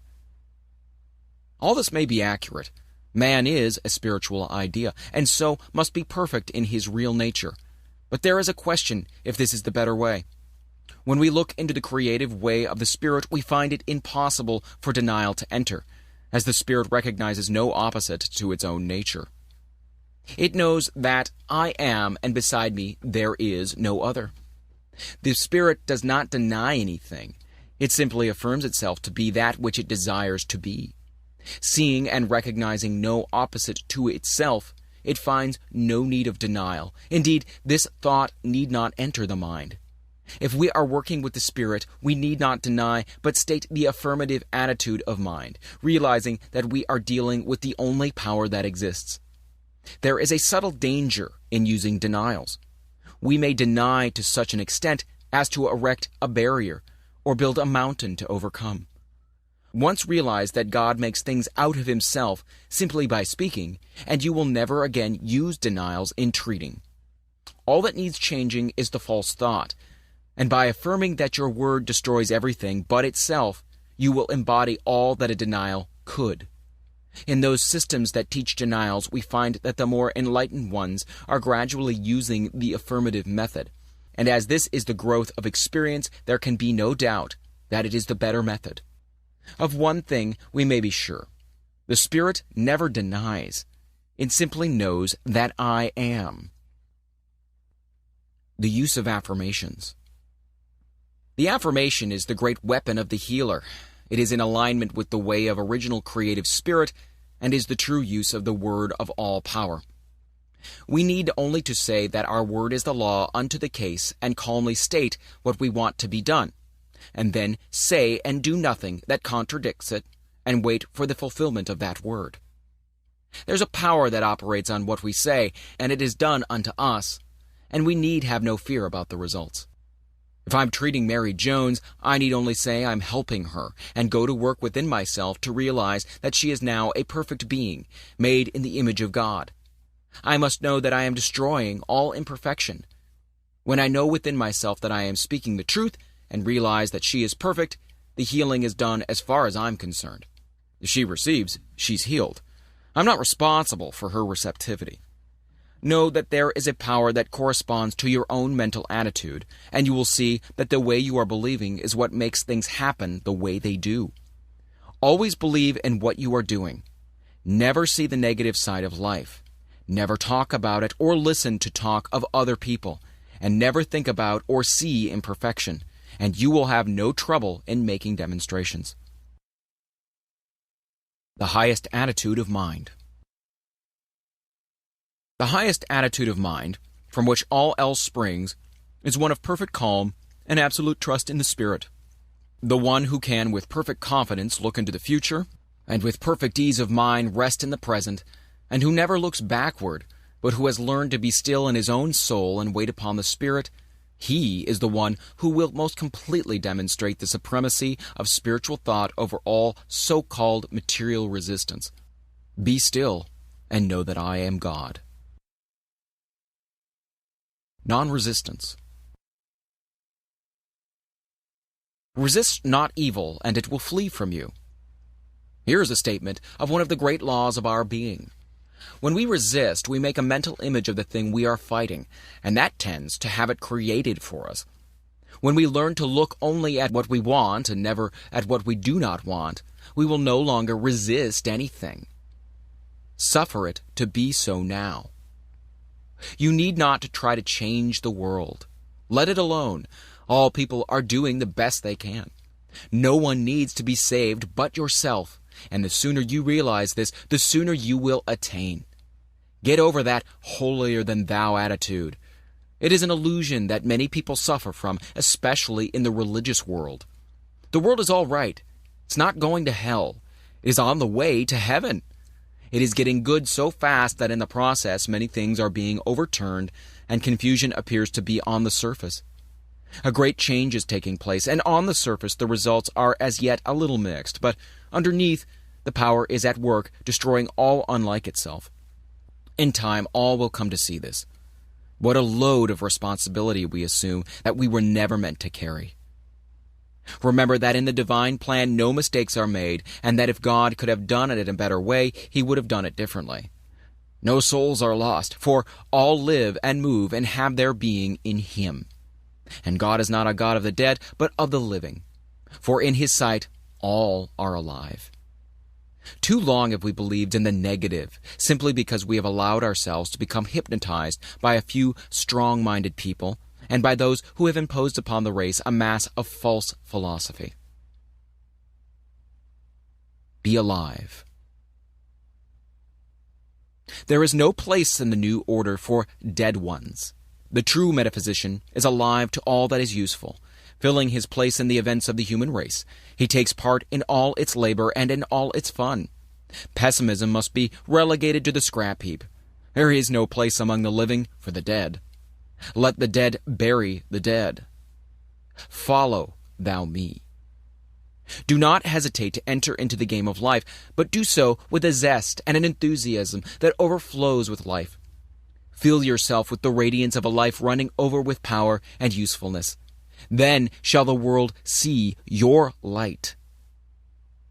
People in the New Thought, above all others, should enter into the business world, into educational vocations, into politics, into every walk of life, and there prove before a waiting world, tired of itself, that a man's a man, with this difference, not a son of man, but a son of God. Be happy. How could we hope to make the world see the right way unless we overflow with joy? The world has now too many sad faces. We see them everywhere, that resigned look that seems to say, one rebuff more or less makes no difference. I'm already so sad that nothing matters. I can bear it. This was all right when we thought everything was all wrong, but now we know that all's well with the world. We must get over this depression, which robs us of the power of attraction of the good things of life, and enter in. The man who is always glad will surround himself with people who are happy, and life will be a continual enjoyment. This robs no one. It does not make a race of irresponsible people. It makes a world of joy, a world that is good to live in. No one wants to associate with the dead. People are looking for a more abundant expression of life, not for depression and fault-finding. Find fault with no one, and more than this, find no fault with yourself. Get over the thought of condemning people and things. People and things are all right. Let them alone and enjoy life. Your very atmosphere will cheer and uplift the people who contact you, and a new life will enter into them. Overflow. As it's given me to perceive, I most certainly believe. When a man's glad plumb through, God's pleased with him, same's you. Live in the present. Life is for us today. There will be no change for tomorrow unless we do the changing today. Today we are setting in motion the power of tomorrow. Today is God's day, and we must extract from it what of life we are to live. Tomorrow, in the divine course of events, will care for itself. The soul that learns to live in the great gladness of today will never weary of life, but will find that he is living in an eternal here and now. Now all good is his. Now all life, truth, and love are his. Now he has entered in, and the good things of life are his today. Lord, for tomorrow and its needs I do not pray. Make me to do thy will just for today. Let your soul sing today, and the song that comes tomorrow will be all the sweeter, will ring out over the vistas of time with an unmistakable clearness. Here is a soul who knows himself and has found life within himself, who has met God today. No more waiting, no more longing, no more weary roads to travel. He has arrived. The goal is won, and peace has come at last. Today.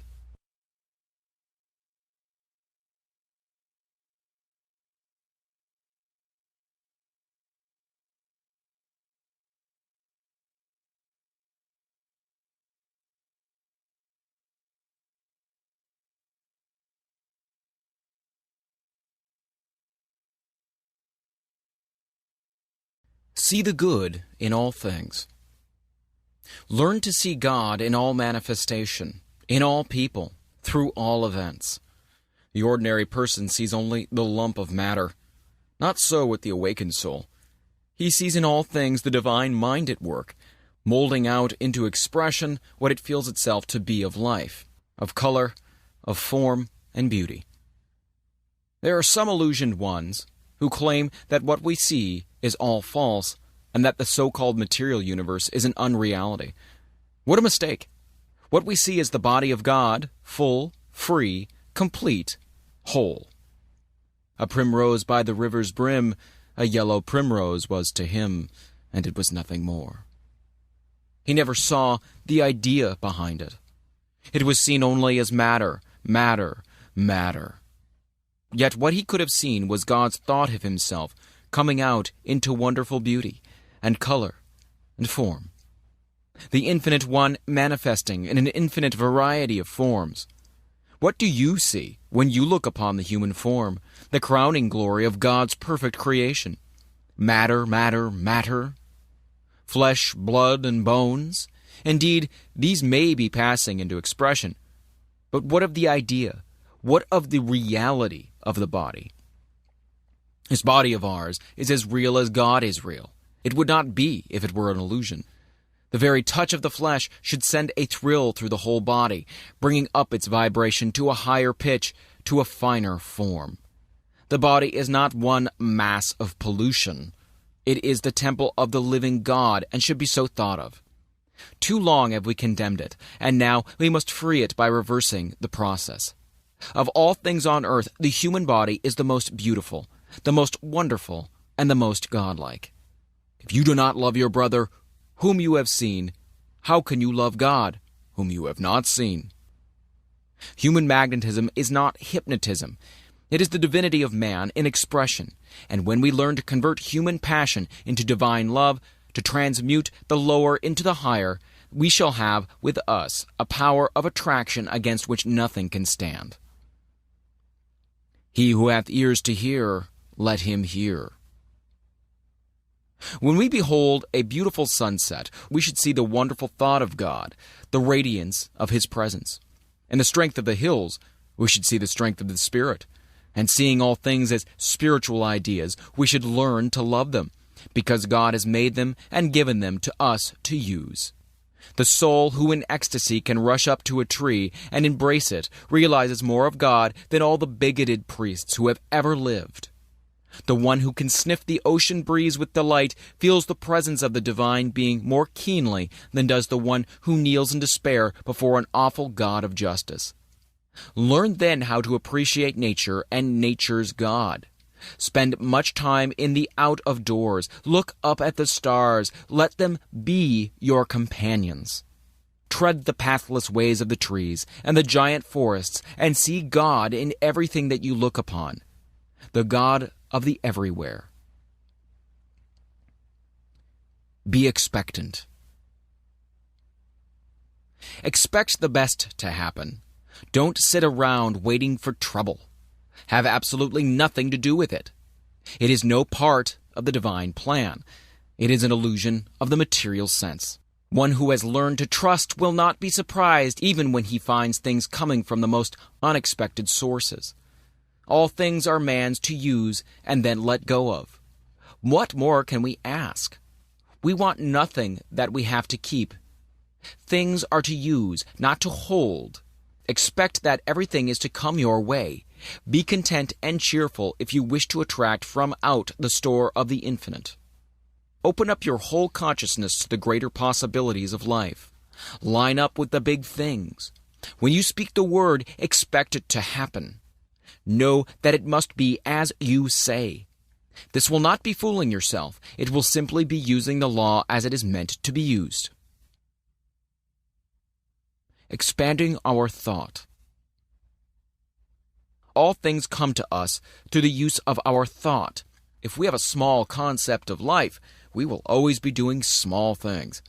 First in the creative series is the Word, but the Word carries us no further than our consciousness back of it. Unless we are constantly expanding our thought, we're not growing. Growth is the law of life, and it is necessary. We cannot stand still. If you want to do a new thing, get a new thought, and then you will have the power of attraction, which has the possibility of drawing to you the circumstances which will make for the fulfillment of your desires. Get over the old idea of limitation. Overcome all precedents and set yourself in the new order of things. If you want to build a railroad, you will never do it unless you go over the idea that the most you can hope for in life is to sell peanuts. Let the people sell peanuts for a living who think in the terms of peanuts. Get out of the rut. God has created you for a glorious future. Dare to fling out into mind the greater assurances about yourself. The power of a treatment. A treatment has as much power as we put into the word which we speak when we are giving it. This does not mean screwing up our mind or using our willpower or using force from the material standpoint.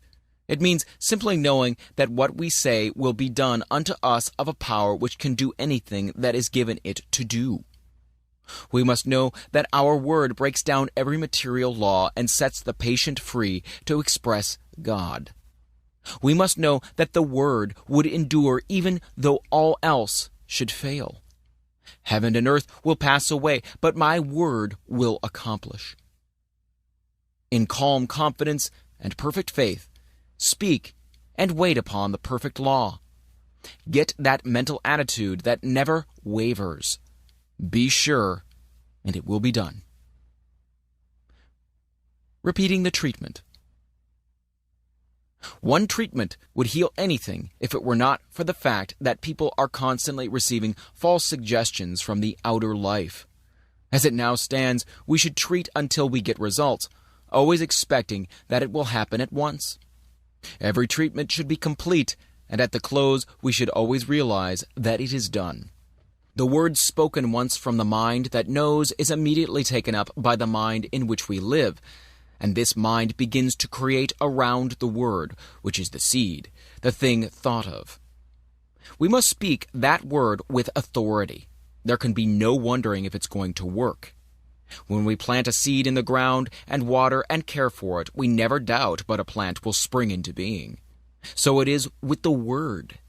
It is acted upon by some power which we do not see. But that the power is there is no doubt, since all who go about it get results.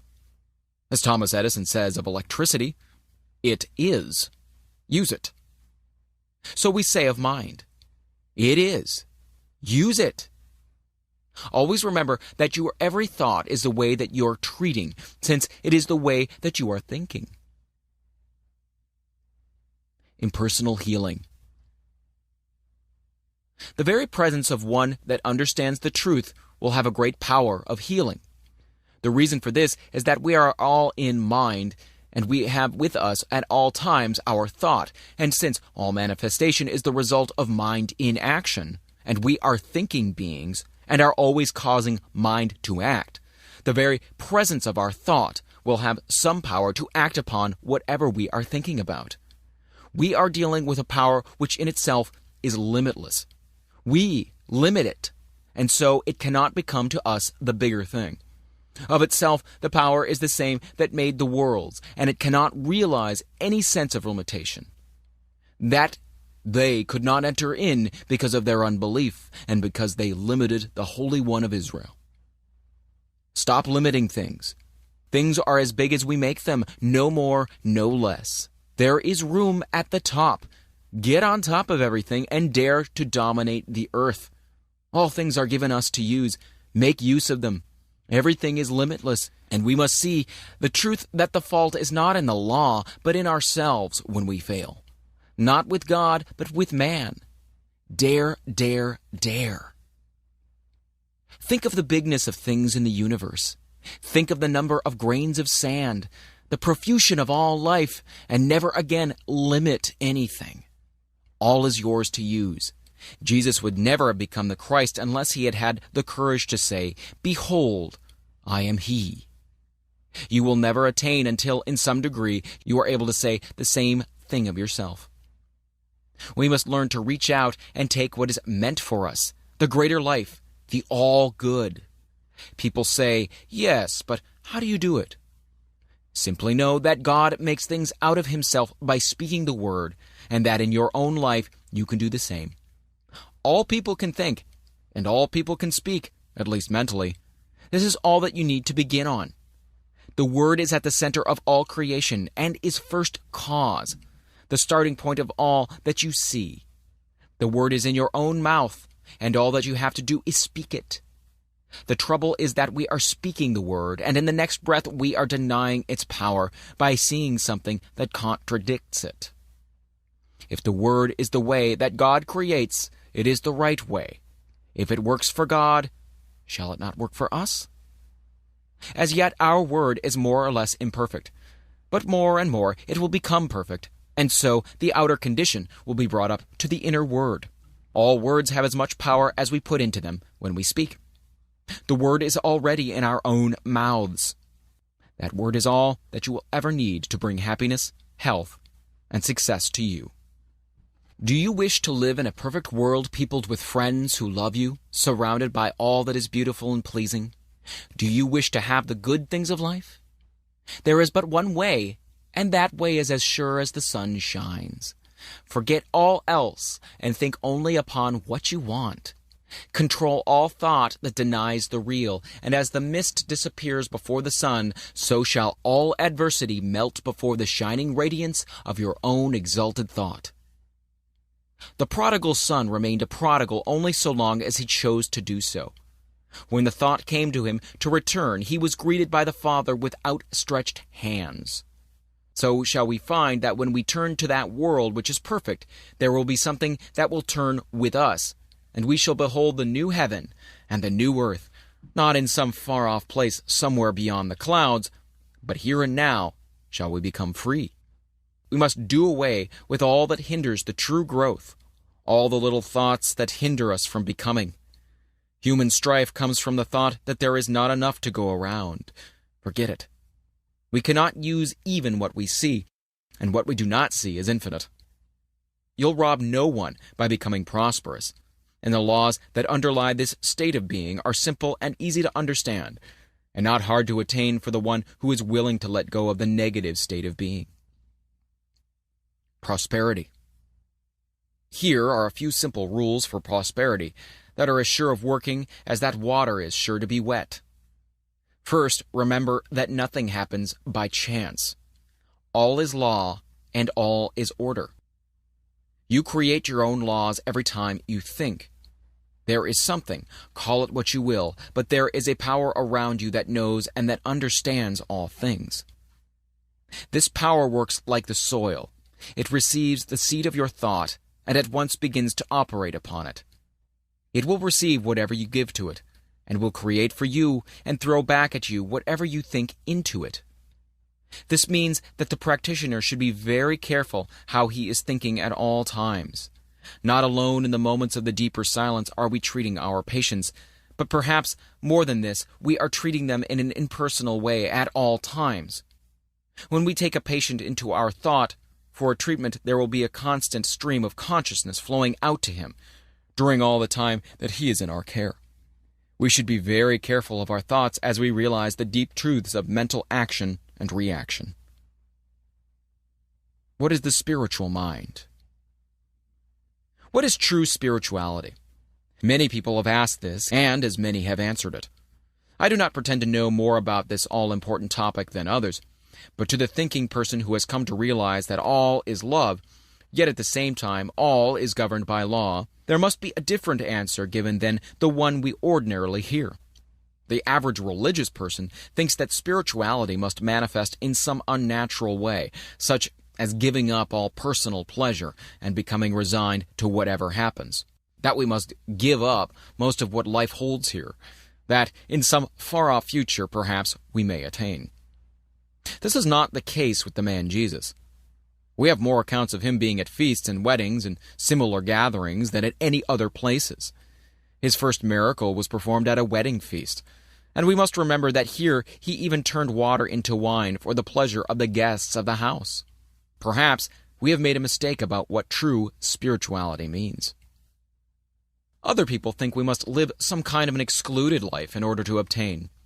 Perhaps this may be true of the weak ones, but what of the good? What of the busy street? Is it not to be saved also? Jesus spent much time with the common people as well as with the rich. And it is certain that he also spent much time alone with the Spirit. What is the Spirit anyway?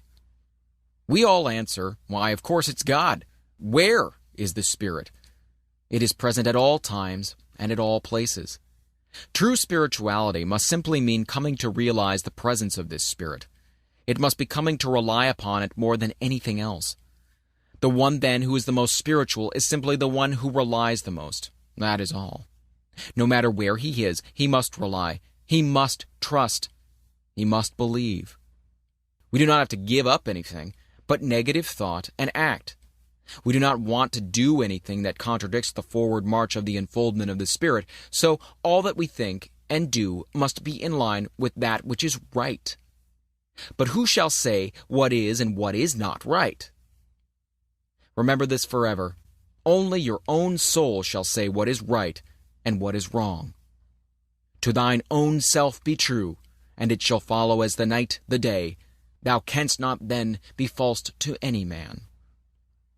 Look to no one for guidance. This is the blind leading the blind. The Almighty has put the truth in your own soul. Look there and there alone for it. Many people seem to think that for a man to look spiritual he must have no color in his face, have some kind of faraway truth. He must be peculiar either in looks or in the way he dresses. To one who knows the truth, both praise and blame sound alike. But from the human standpoint, at least, a person cannot help being amused at the way in which the world judges true spirituality. My idea of true spirituality is that a man should live a perfectly normal life, entering into and enjoying all in life that is clean and good. He should place himself absolutely under the divine guidance. Other than this, he will seem just like other people, neither better nor worse. Get over all kinds of unnatural thought and remember that all is good. Neither criticize nor condemn people or things. You are spiritual insofar as you trust in the Spirit at all times, in all places, under all conditions. In order to do this, you do not have to seclude yourself from the world. To do so is an open confession of your own weakness and lack.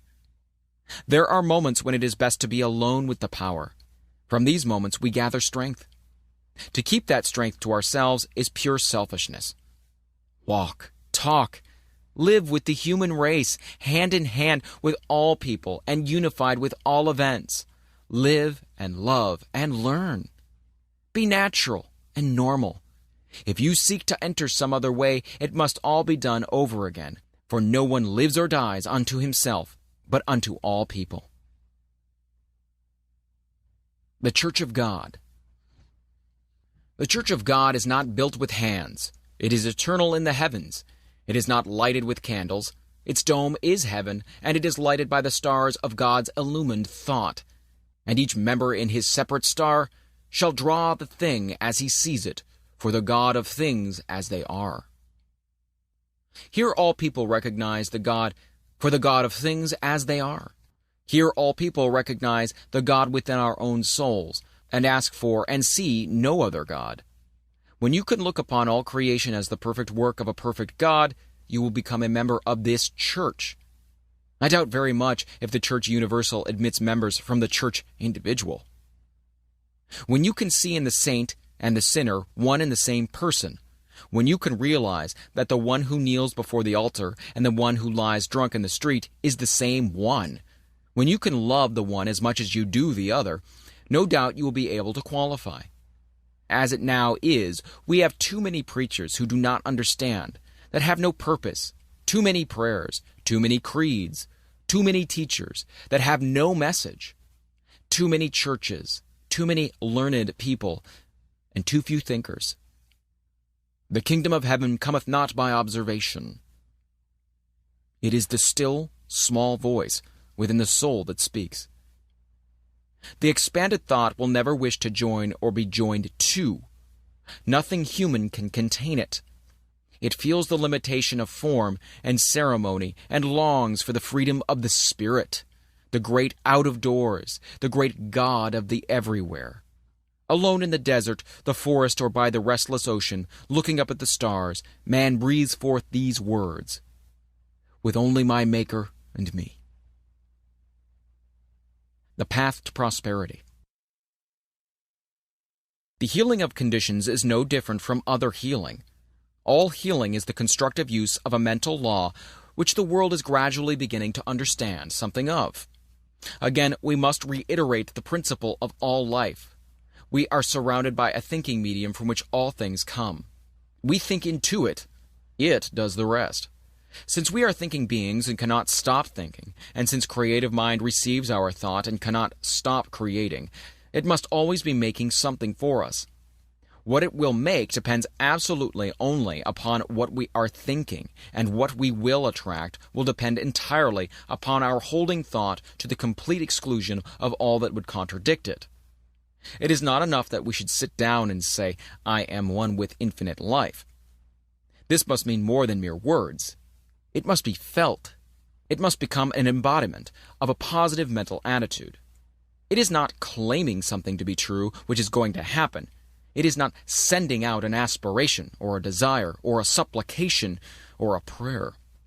It must be the embodiment of that which knows that now it is. This is more than holding a thought. Our ability to attract will depend upon the largeness of our thought, as we feel that it flows out into a great universal creative power. We are dealing with the form in thought and not with the form in matter. We have learned that when we get the true form in thought and permeate it with the spirit of belief, we will see the thought made flesh without any further effort on our part. Thought can attract to us only that which we first mentally embody. We cannot attract to ourselves that which we are not.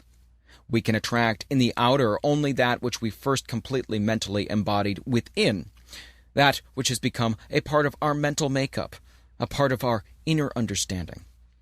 A man going into business will attract to himself that which he thinks about the most.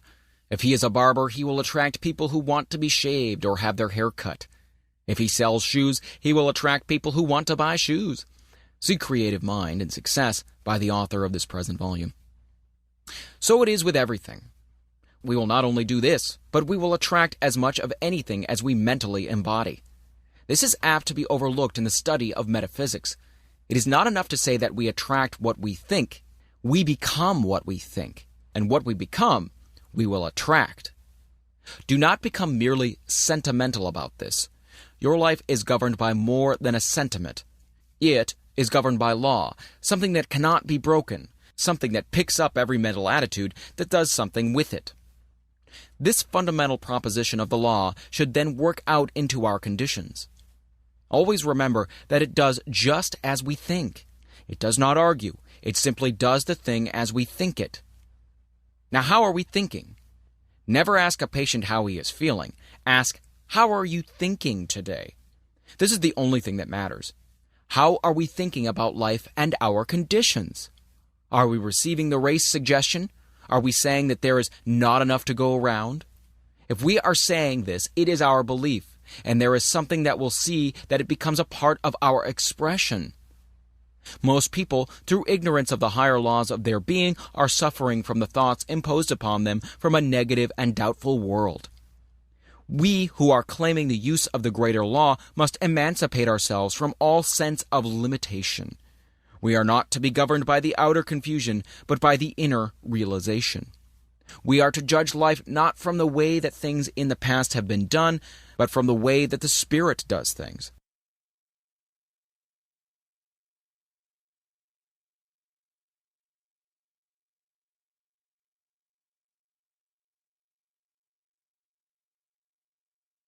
The way of the Spirit. Again, let us say that the Spirit creates by becoming the thing that it thinks. There is no other possible way in which it could work. Since it is all, and there is no other, the thought of opposing forces never enters into its mental working.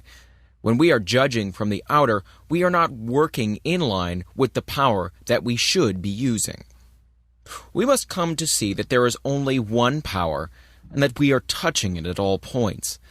For there is not a power of poverty and a power of prosperity. There is the one becoming the many.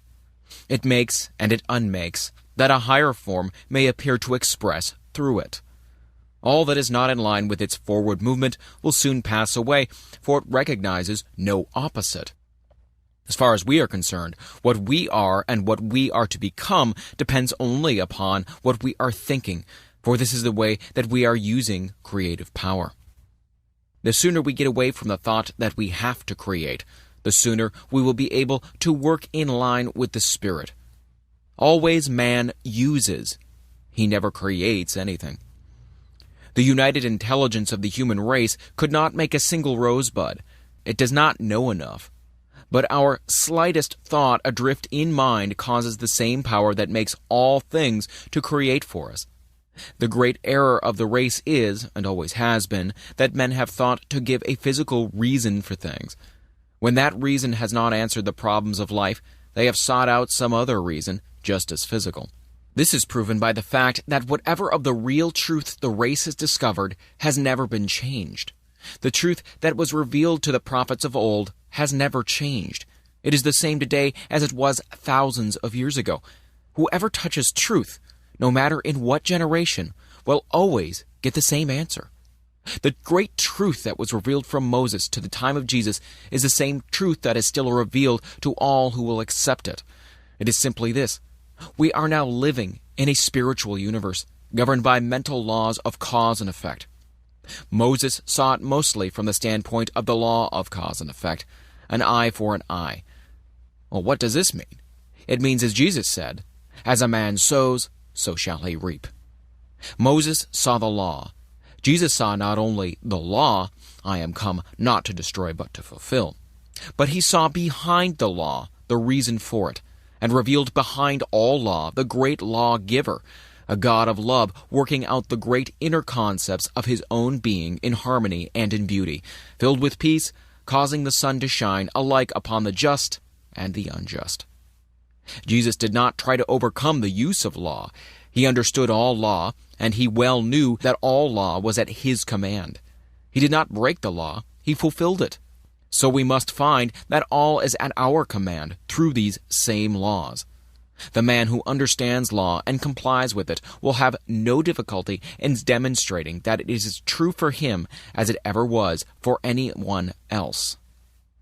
What then are the laws underlining prosperity? The first is this, that we must not try to escape it.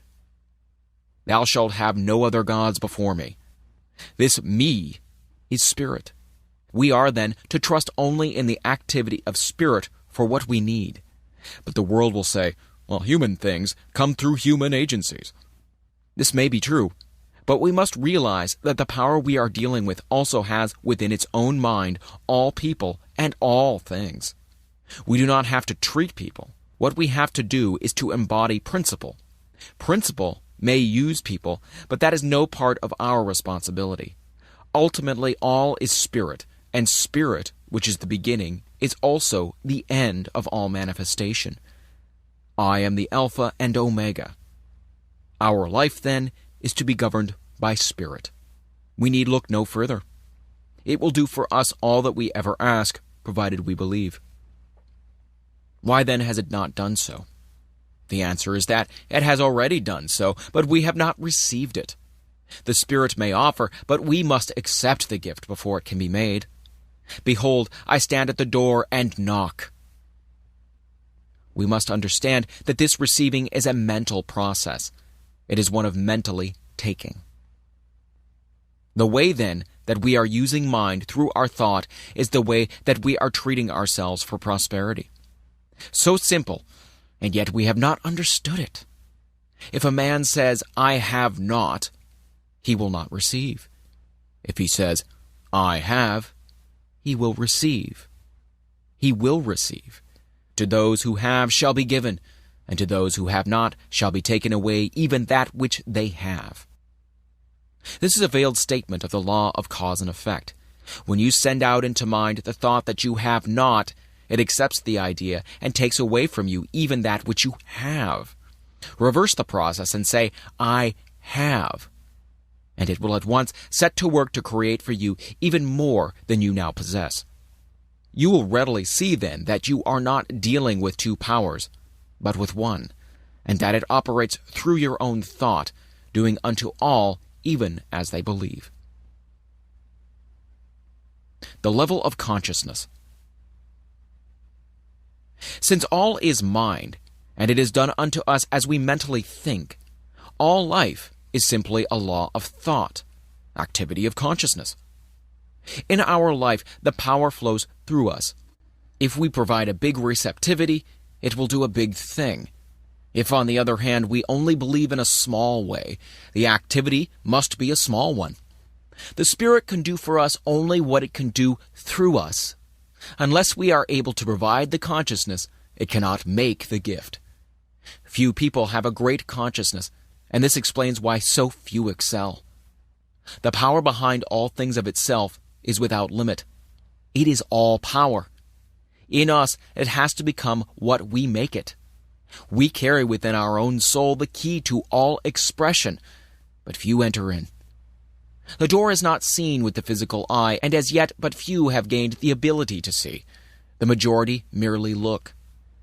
Realizing then that while the power is limitless, it must become operative through our own thought, we shall see that what we need is not some greater power, but what we really need is a greater consciousness, a deeper realization of life, a grander concept of being. We must unify ourselves with the great whole. The man who dares to fling his thought out into universal intelligence with the positive assurances of one who knows and dares to claim all there is will find that it will be done. God will honor his request. On the other hand, the one who fears to speak lest God will smite him will find himself smitten of the law, not because God is angry, but because it is done as he believes. We have a right to have, and should expect to have in this world all that will make for the comfort and for the luxuries of life. What matter how much we have, if we rob no other soul to get it? Shall not the power that so lavishly spreads itself out into nature give to us its highest expression, all that we can ask? We dishonor God when we claim less than all. Until we can expand our thought so that we shall be able to say also, I am, we need not expect to get great results. The soul that knows its own divinity is the great soul. Before it, all else must bend. To it, all else must gravitate. Enlarge your thought processes. Away with the little personal thoughts of things, and dare to think in universal terms about all things. The universe is running over with good. It is for you, but you must believe and then take it. Do you dare to believe that your own world is invincible? When you speak it, how do you feel? Is it limitless? Is it all power? Is all power given to you in heaven and on earth? Are you one with the only power that there is? Until you can say yes to all these questions, and not simply believe them, but know them, you cannot hope to attain. It is useless in making a demonstration to beg for things. As well beg that water should be wet or that fire should be hot. Things are. We must take them. Your word has only the power that you put into it, no more and no less. We are all held accountable for every word that we speak because all is the action and the reaction of the mind. Man is his own heaven and his own hell. We start a new enterprise and wonder what the chances of success are. Have we realized that the outer is simply the inner manifested? When we go to a new place, we shall find there only what we have taken with us. If we have taken success, we will find success. If, on the other hand, we've taken failure, we'll find failure. This is the law. None can avoid it. None need try. Every living soul is a law unto his own life. There is no law but my own soul shall set. Nothing can come upon the path of the soul but that thing that the soul attracts. Practice for prosperity. Prosperity is in our own hands to do with as we will, but we will never reach it until we learn to control our thought. We must see only what we want and never allow other things to enter. If we wish activity, we must be active in our thought. We must see activity and speak it into everything that we do. The spoken word shall bring it to pass.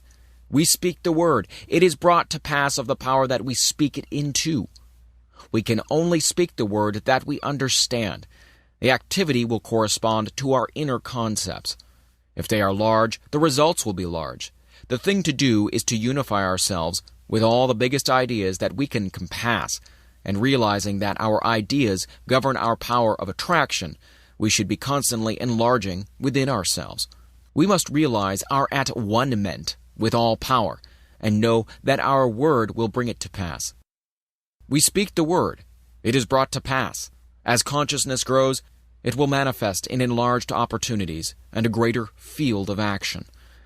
Most people think in the terms of universal powers. Feel that you are surrounded by all the power that there is when you speak, and never doubt but that what you say will spring into being. We should speak right out into mind all that we desire and believe, and it will be done unto us. Never take the time to listen to those who doubt. We observe that their philosophy has done but little to save the world or themselves. Here again, let the dead bury the dead, and see to it that you maintain in your own thought what you want, letting go of all else.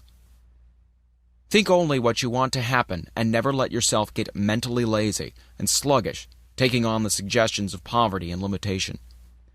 See yourself as being in the position that you desire. Mentally dwell upon it, and then speak with perfect assurance that it is done, and then forget it and trust in the law. This will answer all needs. If you want to do this for someone else, all that you will need to do is to think of them and go through the same process of mind action. You will be sending out the truth for them, and mind being always active will not contradict what you have said. Remember that you cannot hope to get results unless you keep but the one idea and do not mix thoughts in your mind. All is yours, but you must take it. The taking is always a mental process. It is believing absolutely. This is divine principle. Conclusion. Principle itself is simplicity, yet it is infinite. It is infinite mind and manifestation of mind.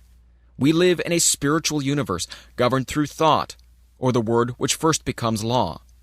This law creates what we call matter.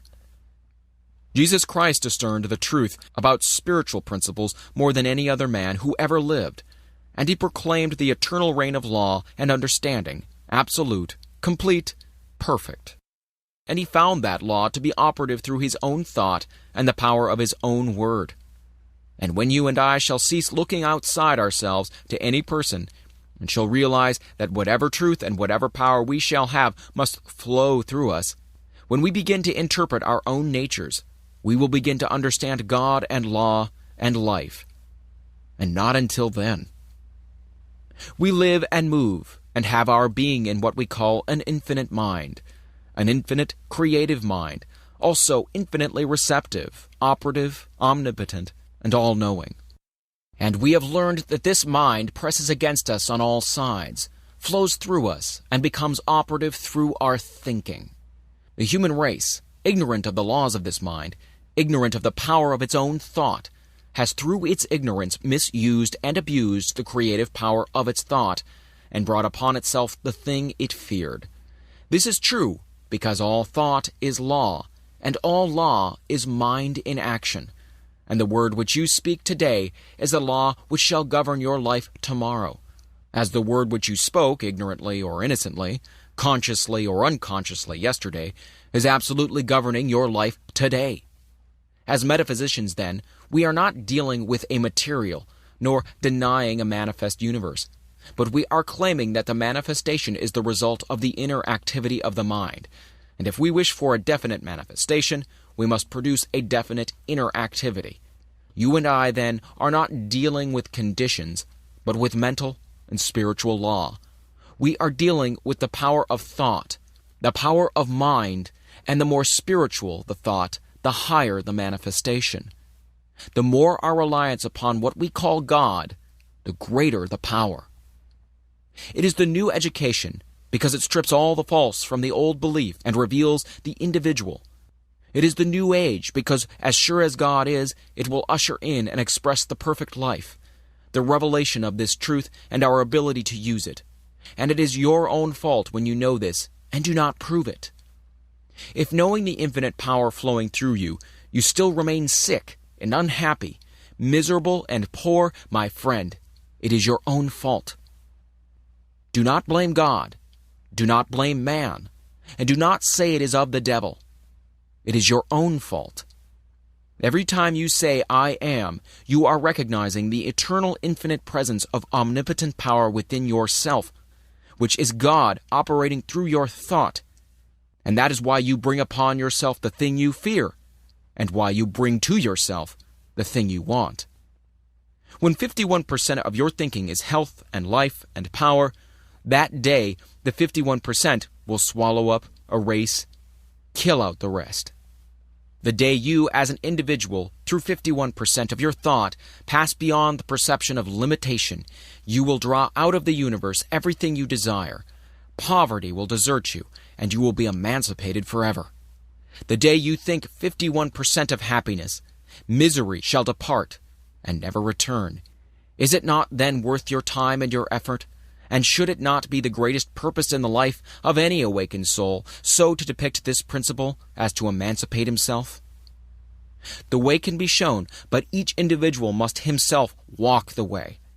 We are so bound by suggestion and hypnotized by false belief, so entangled by the chaotic thinking of the world, thinking which is based upon the principle of a dual mind, that we become confused, and we are not ourselves. Wake up! Your word is all-powerful. Your consciousness is one with omnipotence. Your thought is infinite.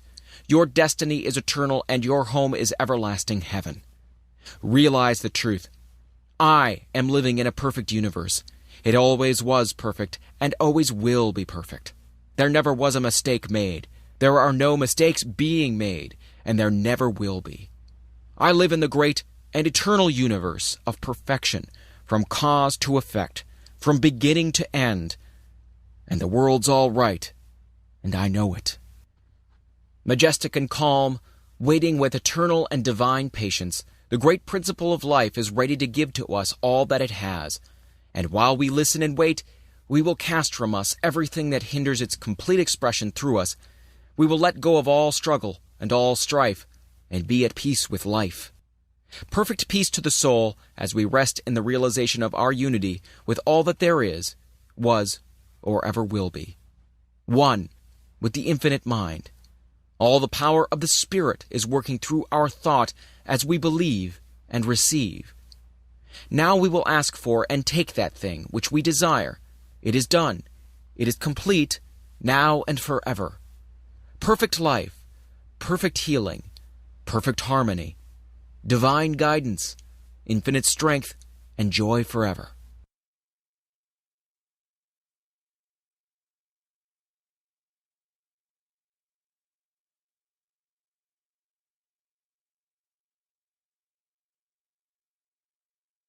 Questions and answers. What is the truth? The truth is that which is. It is all that is. As there cannot be something and nothing, so the truth, being that which is, must at the same time be all that there is. Where is the truth? If the truth is all, it must be everywhere. Being all, there is no other substance to divide it with. Being undivided, it is everywhere present. All truth, which means all power, must be present at all points, or at any given point, at any and all times. Has the truth changed? A substance cannot change unless there is something for it to change into. Since the truth is all, it cannot change, for there is no other thing for it to change into. Whatever is the truth, then, has never changed. Is the truth, or that which is, one or many? It must be one, since it is all. Is the truth conscious? Yes, man is conscious. He could not be so unless truth or life were conscious. Man's self-consciousness proves the self-consciousness of life or truth or spirit. Like produces like. If this is true, what is physical law? Physical law is simply the result of the inner movement of life. If things and laws are the result of the inner movement of life, then does it not follow that thoughts are things? Yes, all things are simply thought forms. How long does thought last as form? as long as the thought is held in life or mind. Does the thought of life, mind, or good ever change? From all that we can know, the thought of God seems to change. That is, planets change, take form, and again become formless. When we realize that all this can take place without ever changing the substance behind it, we see no reason why God's thought could not change and ever build up a higher form. Indeed, this is one of the teachings of ancient wisdom, that while reality never changes, the form that it takes is ever-changing. What is man's place in the creative order? Man is a thinking center in mind, reproducing in a smaller scale all there is in the universe. Does this not make man's thought creative? In a certain sense it does. What we call creation is not making something out of nothing, but it is thought taking form. And as man thinks, and as thought must take form, then it must follow that man's thought must take form in mind, and so become creative.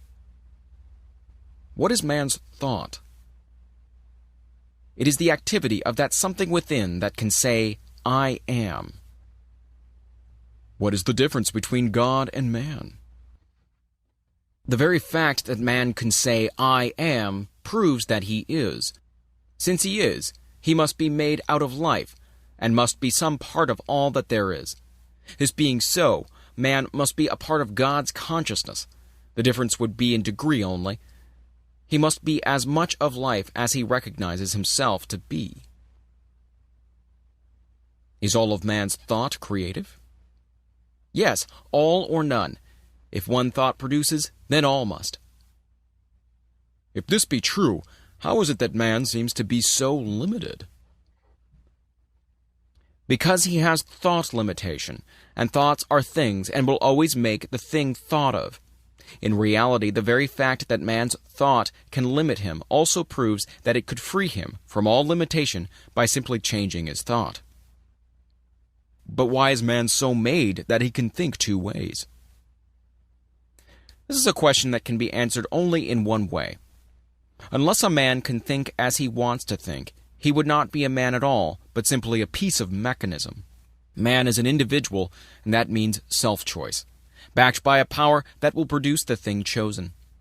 In discovering himself, man chooses many things, uses them, and passes to a higher choice, ever ascending in the scale of being. As fast as he chooses, he experiences that thing which he thinks about. What is evil? Evil is the result of a lack of clear seeing, based upon a belief in two powers and limitation, and what we call sin is the result of man's struggle to find himself. If this is true, why could we not at once begin to change our whole life by first changing our thought? We could. We would not be changing real substance, but we would be changing the form that it takes through our thought. All that we can change is the form of thought through which experiences come to us. What is the limit of man's creative use of mind? Man is limited by nothing but his own thinking, by his mental ability to conceive. What comes out of life? Everything that is comes out of life. If life is all, then it follows that all that is some form of life. How does life make things? Being all, it must make things out of itself.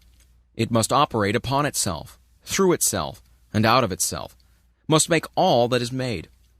Being conscious, it must know that it is doing this. What would we call this inner movement of life? The inner movement of life, or consciousness, we would call thought, or the self-knowing of life or spirit. And then the universe and all that is a part of it comes from thought? Yes, everything comes from thought. Do we not see a visible world that seems to change? And if we do, how is it that it could come from something that never changes? Yes, we do see a changing world, but back of it is a changeless substance. The thing that changes is the thought or form. The substance from which this form comes never changes. It is one and undivided. It takes form through all thought in all things. We prove this when we resolve all things into one source. All material things, so called, can be reduced into formless substance, the sole activity of which must be thought, or the movement of intelligence upon itself. What causes form to change? The intelligence behind it. Is there nothing in the universe, then, but life, thought, and form? These are all. What is meant by mental conception? All things are produced by thought. The thing produced from mind is first formed in thought. Thought molds mind into form. But do we not have to act? We cannot think without acting. An inactive body is the result of an inactive mind. In using our creative powers, how far do we have to consider the conditions under which we live? We do not have to consider them at all. Conditions are the result, the effect, and not the cause. We create them as fast as we think. How would a person start to change conditions? By first changing thought, and by realizing that we are not dealing with an illusion, but with the great reality. Then by acting as though we already have what we think. How long would it take to do this? As long as it would take to let go of all negative thought and embody all positive thought. This would depend entirely upon the individual and his mental ability to control thought. What would hinder us the most? Ourselves. No one gives to us but ourselves, and no one takes from us but ourselves. Can no one else help us? Only to a limited degree. While we may be helped by those who understand the law for a time, yet sooner or later we must ourselves take the creative responsibility of our own lives. Others may think for us for a few moments a day, but we think for ourselves all the time. But does not God help us? Yes, God helps us all, but must do it through law. Quote, all's love, yet all's law. Unquote. How should we pray? By giving thanks that we already have that thing that we pray for, by completely believing and by never doubting. When ye pray, believe that ye have received, and ye shall receive. We must be sure that in no way shall we think, act, or talk, or read about limitation. We must all be a law unto ourselves. Definitions. God. Infinite spirit, self-knowing mind, life, truth, intelligence, love, all cause and all effect. That invisible power which makes all things out of itself, by an inner action of its own thought upon itself. The visible universe. The idea is of God in expression, the body of God, expression of the divine mind. All visible life is an expression of an inner concept. Law. Mind in action.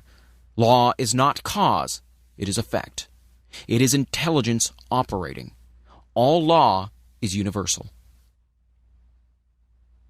Vibration. Not intelligence, but the result of intelligence. It follows cause. Thought. The activity of mind. Man. A thinking center in mind. Creation.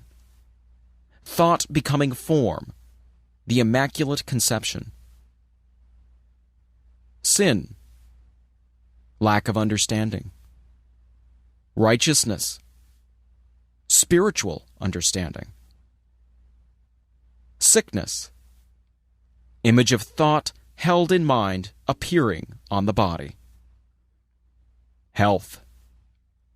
The realization of perfect life. Poverty. Limited thought. Riches.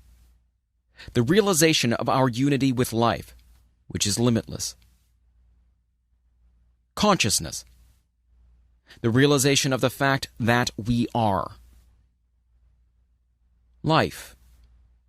Consciousness of power and activity. Truth. That which is. Realization. An inner thought process whereby we become conscious of our unity with life. Absolute. Complete self-knowing. Causation. God, Spirit, Life. That which is. Intelligence. That which knows that it is. Unfoldment. The birth of ideas coming forth from mind. Illusion. Belief in two powers. Soul. The inner creative life, the feminine, receptive, creative. Sense. Not an illusion, but the faculties through which we contact life in its expression. Motion. The inner activity of life producing manifestation. Effect. The result of inner motion. The word. The activity of thought. Faith. Positive mental activity. Fear. Negative mental activity. Attraction. The drawing power of thought. Unity. One mind flowing through all and in all. Objective. Life in its outer form. Subjective. Life in its inner thought or form. Karma. The law of cause and effect, the result of past thought and action binding the ignorant and freeing the wise. Multiplicity. The bringing forth from the one of an infinite variety of form, color, and motion. Treatment. The mental and spiritual activity of thought for a definite end. Demonstration. The result of correct thinking. Heaven. The atmosphere of correct thought. Hell. The atmosphere of false thinking. Peace. Mind resting in the realization that it is all. Poise.